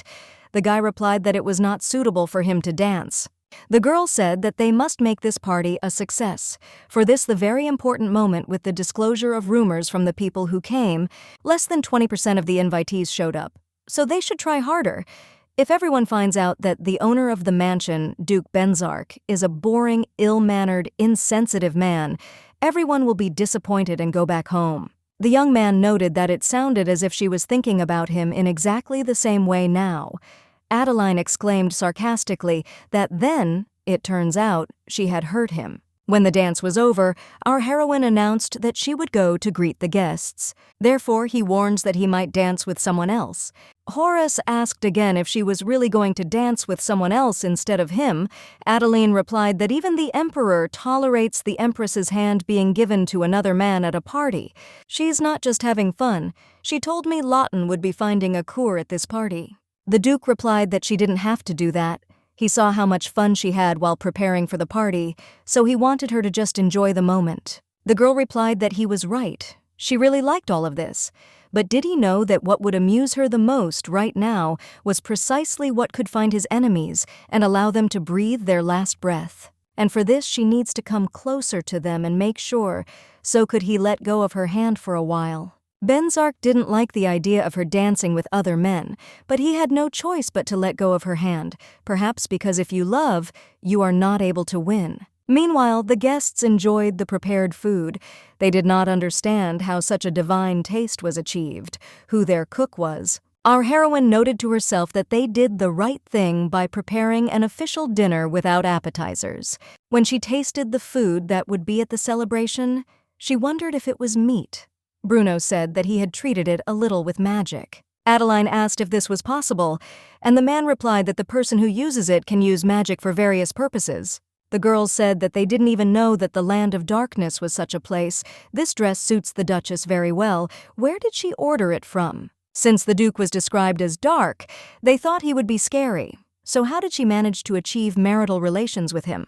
Amidst this chatter that didn't particularly interest her, our heroine saw Simon dragging Lillian somewhere by the hand, after which our heroine immediately smiled sweetly and said that she would step away for a minute. With the help of a magical formation, she decided to spy and eavesdrop on what was going on there. The man shouted that she was a helpless parasite. He brought her in without a penny, fed her, gave her a roof over her head, and she couldn't fulfill his requests normally.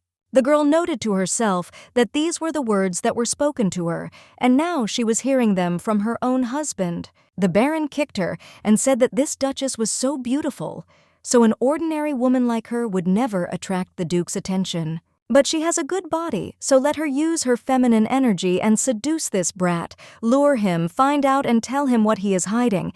If she succeeds, then she may not go home with him today. Because, no matter how you look at it, the man is a rather magnanimous husband. Adeline's voice was heard calling out to the Baroness, who immediately asked how long the Duchess had been there. Our heroine told her to call her by her first name, because they were both wives of aristocrats, so they could address each other that way. During the party, she felt like her makeup had come off, so she decided to touch it up, after which she suggested going together. The girl stated that she noticed that she was crying. Lawton added that she had recently received some good cosmetics from a knight, so she brought it with her. She hadn't used it yet, so she wanted to find out with her how good it was.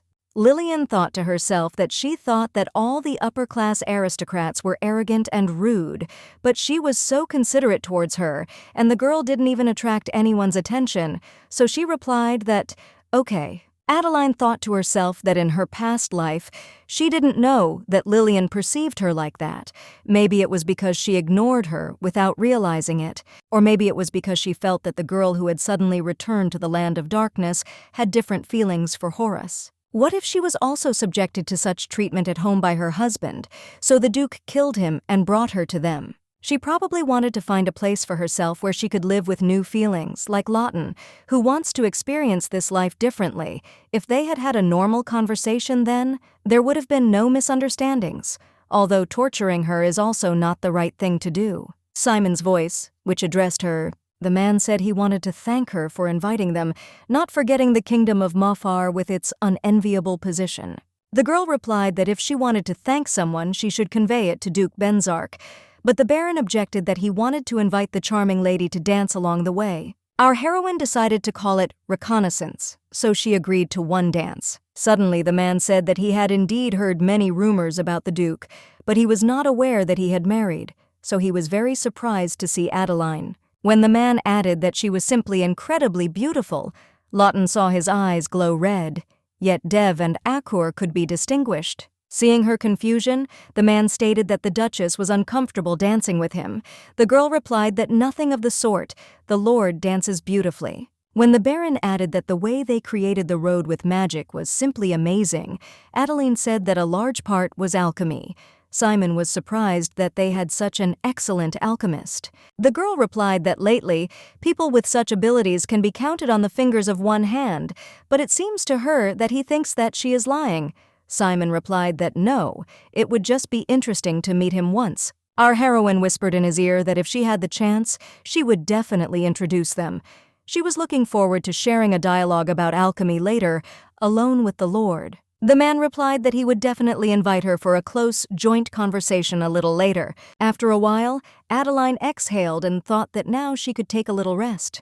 There were two Akers at this party, Baron Gessi and Count Royal Korha.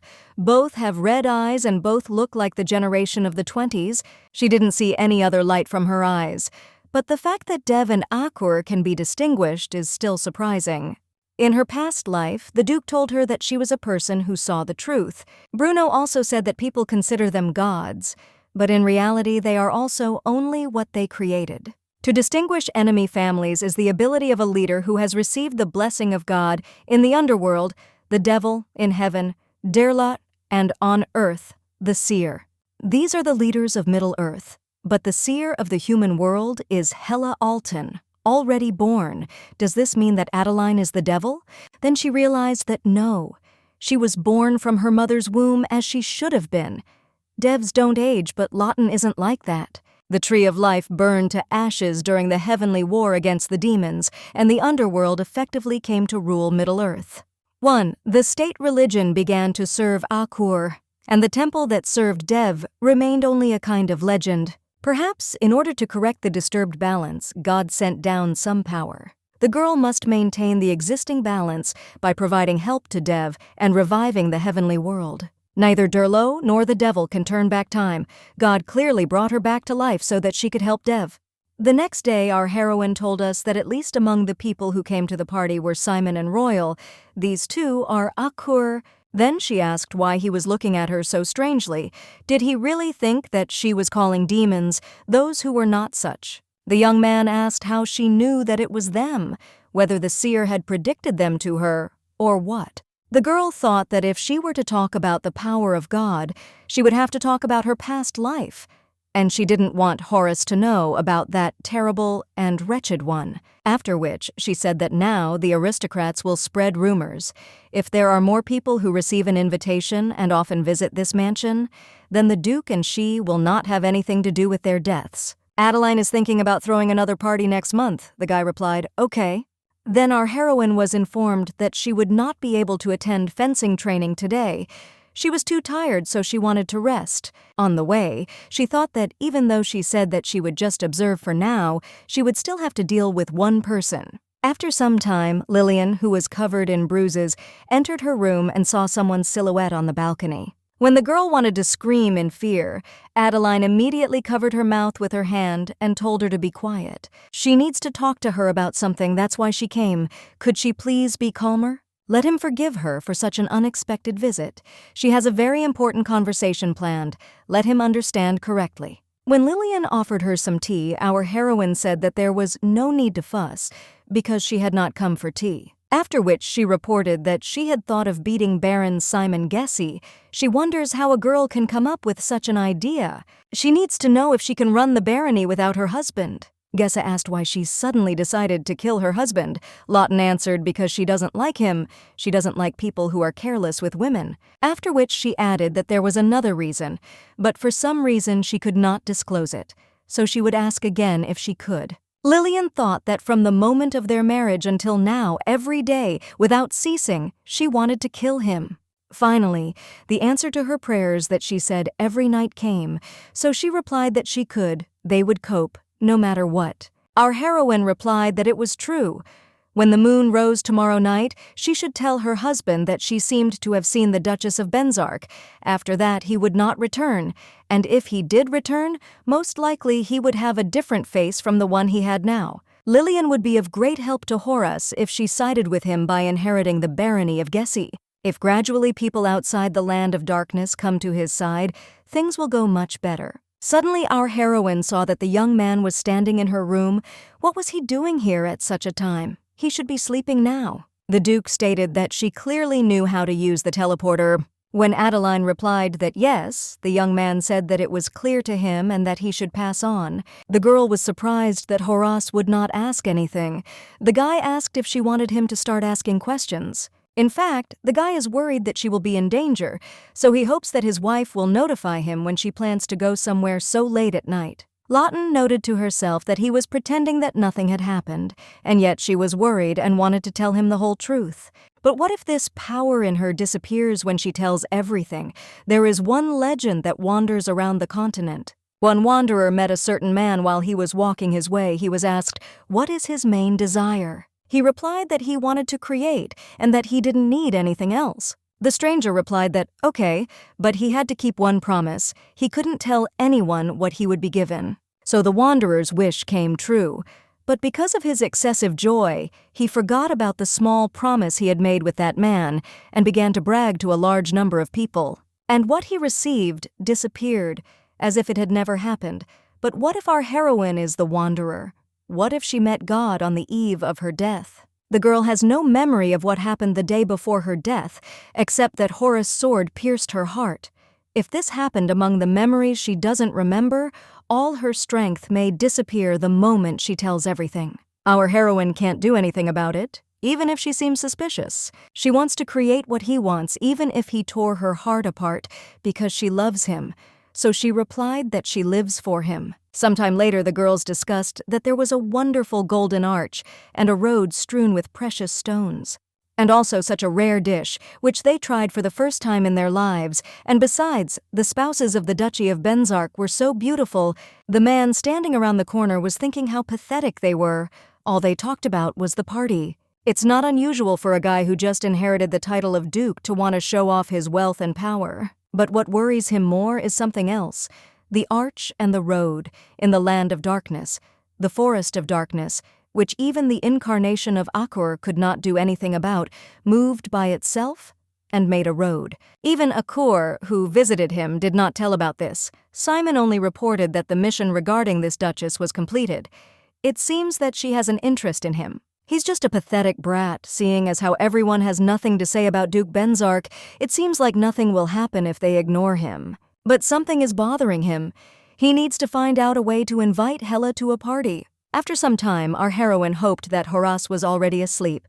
The moon would rise soon, so there was no time to waste. The young man was not sleeping and saw that she was using teleportation, during which she did not use the starter. Even he, Derlo, had weak strength, so he had to use the activated starter. Siren search magic, ability to distinguish Dev from Akur. The answer to everything is one. Is Lawton really the devil? But if she exists as a devil, Akur's powers should have grown stronger, and with their powers, it won't be difficult to cross the forest of darkness, so there's no reason to wait for a chance. Besides, the young man received a prophecy.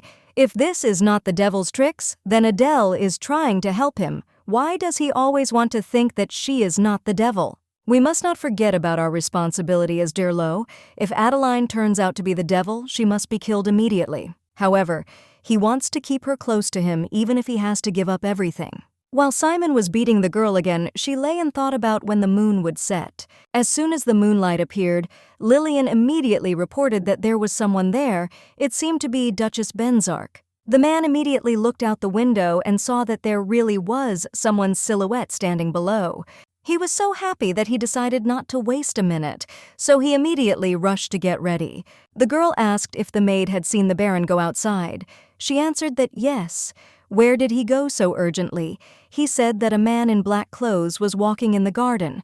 Perhaps she should go and question him. Lillian replied that he should do so, as she was worried that he might have a guest at such a late hour. But she couldn't believe that she would actually be able to get out of this hell. Meanwhile, the Baron had already caught up with our heroine and, trying to catch his breath, asked where else she would wander. At the party, he promised that he would invite her soon, but she decided to visit him first. Was she really that impatient to meet him again? The girl replied that there was such a thing, after which she suggested that they quickly have some fun in this darkness. But suddenly, Adeline grabbed him by the throat and electric discharges appeared around, after which she hissed that it turns out that the incarnation of Akur is weaker than expected. He can't even get out of her hands. The man noted to himself that this was mental magic, but he hadn't heard the starter. When did she manage to start using magic? How did she even know about Akur? Lawton thought to herself that she must not be afraid of her hand being bloody. She must imagine the thorns driven all over his body, so that the pain she imagined in her imagination would not allow his heart to withstand. After which she stated that, unlike him, she did not have sadistic tendencies, so she would quickly finish everything. However, she also cannot imagine how much pain he will feel, but she hopes that the pain will be the same as that of the girls he tortured. After the young man fell to the ground unconscious, our heroine noted to herself that it was easier than expected. When Adeline turned around, she saw Horace, who said that he had asked her to tell him when she was leaving. The girl immediately approached him and asked him to stay with her that night because she had killed Baron Simon Gessi. As he noticed, she knows how to use very strong magic.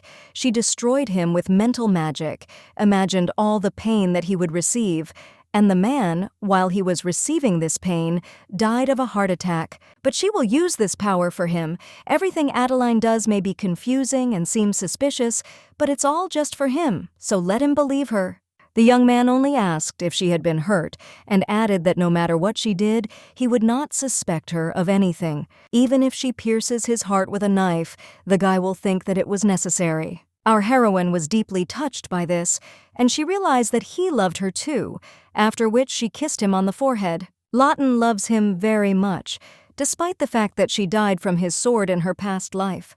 Horace also loves her so much that he justifies, for reasons unknown to himself, all these actions that arouse suspicion. No matter how indifferent he may be, there is no doubt about the love that flows out. The young man said that if things continued like this, some difficulties would arise. When asked what kind, the guy asked her not to force him to say something he shouldn't. Our heroine objected that he had nothing that he shouldn't tell her. After this, the Duke kissed her hard and said that he wanted to sleep next to her that night. After some time, the girl thought that she must have gone crazy, since she provoked him so much that he would kiss her. Suddenly, a young man hugged her and said that her heart was pounding like crazy. Adeline thought to herself that they were really lying in the same bed right now. Apparently, they really were going to sleep together. Benzar added that his heart was also pounding like crazy. Lawton couldn't believe that this wasn't a dream. After waking up, will she again be lying alone in that secluded room from her past life? Suddenly, the Duke announced that it was time for them to sleep, and the girl had no choice but to agree. She thought to herself that this might be for the best, until they got used to sleeping next to each other, until they stopped being nervous about the warmth of their bodies transmitted while being covered by the same blanket. She would like this kind of relationship. It seemed like this was the first time she had cuddled up with someone like this since she was a little girl sleeping with her mother. Meanwhile, the boy thought that it seemed like this dream was the future, a tired and lifeless atmosphere. With the passage of time, Asser would become stronger, and Maku would act more confidently. Abid said that he sincerely asks for forgiveness. He knew Alice's kidnapper, and tried for a long time to find him, but it didn't work. Then he asked her what she called that masu that ate people, and they remained imprisoned in his belly. It was the name that she heard for the first time in her life. The girl answered that it was Dubella. Vacon replied that he was a guy with no weak points, his belly still filling with girls. When asked how he knew Alice was there, the guy replied that he had received a prediction. The Duke stated that if the misunderstanding was resolved, then it was time to go. Abid objected that he couldn't leave like that. Couldn't he take the Eagle faction with him? Horace noted to himself that they probably wanted to escape from Marquis Cuval and get to the lands of darkness. The young man added that the Duke was his lifelong benefactor and the strongest man he had ever met, and they wanted to serve him, but Benzar replied that they had no need for the Eagle faction. Alice said that she also begs him very much that if her father or the Marquis finds out that she is well, he will send people to take her away, but she does not want to return to this vile hell. Vacon whispered in her ear that he wouldn't mind taking them along either, so let him think about it. Hela said that if they saved a girl with an appearance like hers, a new meeting would be started that could greatly help them in the future. The young man woke up suddenly and thought that he was encountering this name again. He was convinced that she was now the most powerful seer, in case Adeline was not her. But why doesn't he like the feelings he has for Hela? Should he follow the words said by that girl? Horace noted that in his dream he did not believe her. There must definitely be a reason for that. He needed to send a bid, whom Hela insisted on meeting. It was Adeline who brought Abid here. There must be a reason why she made him a knight of Horus. The girl can't do him any harm. Right now, he himself is dangerous. His thoughts were interrupted by the girl's voice, who asked if he slept well. The young man replied that, okay, but as for her, he thought to himself that the dream was just a dream. He was too carried away by it, although the dream was so clear that he confused it with reality. From now on, he will have to stop sleeping with Adele. Our heroine replied that she really got enough sleep and did not dream anything. Lately, she has not seen any dreams at all, or rather since she married him. The guy noted that it was strange he, Dev, sees dreams, and Lawton doesn't dream about anything after marriage. There must be some connection between this. The girl asked why he had such a serious expression on his face, whether something had happened, but the young man replied that nothing of the sort had happened. Horace thought to himself that what was important was that he would continue to see this unknown dream until he understood its essence, but it would be more difficult to do so only with his desire. After which he told her to refuse his offer to sleep together in the future. He realized that sleeping with her was too pleasant, so let her callously refuse him. In the morning, the guard troops found the Baron, after which they reported his death, which caused the Baroness to lose consciousness. The troops said that this was due to cardiac paralysis. In the gloomy atmosphere of people who lost their master, Lillian came to mind. It was hard for the girl to hide her joy, because she would no longer have to suffer, and she was free. Closer to the end of March, the Baroness inherited everything after the funeral. Her father told Alice to eat in a commanding tone, but she thought to herself that so much time had passed.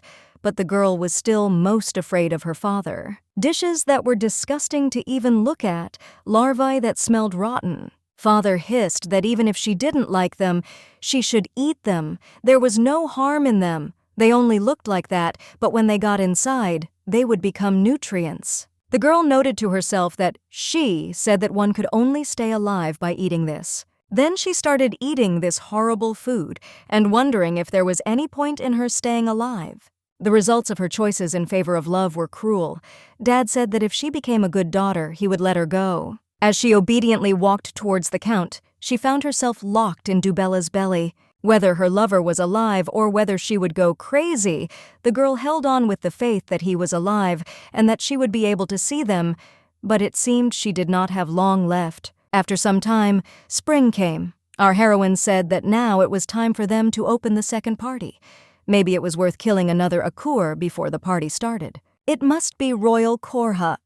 The young man clarified how they would do it this time. Adeline replied that she was not sure the cause of the Baron's death was officially announced, which said that it was heart failure. If 2 died from this, it would be somehow suspicious. Lillian looked through the documents left by her husband, and there were things that could be useful. As the mistress of the barony, she vows to work for the Duke of Benzark.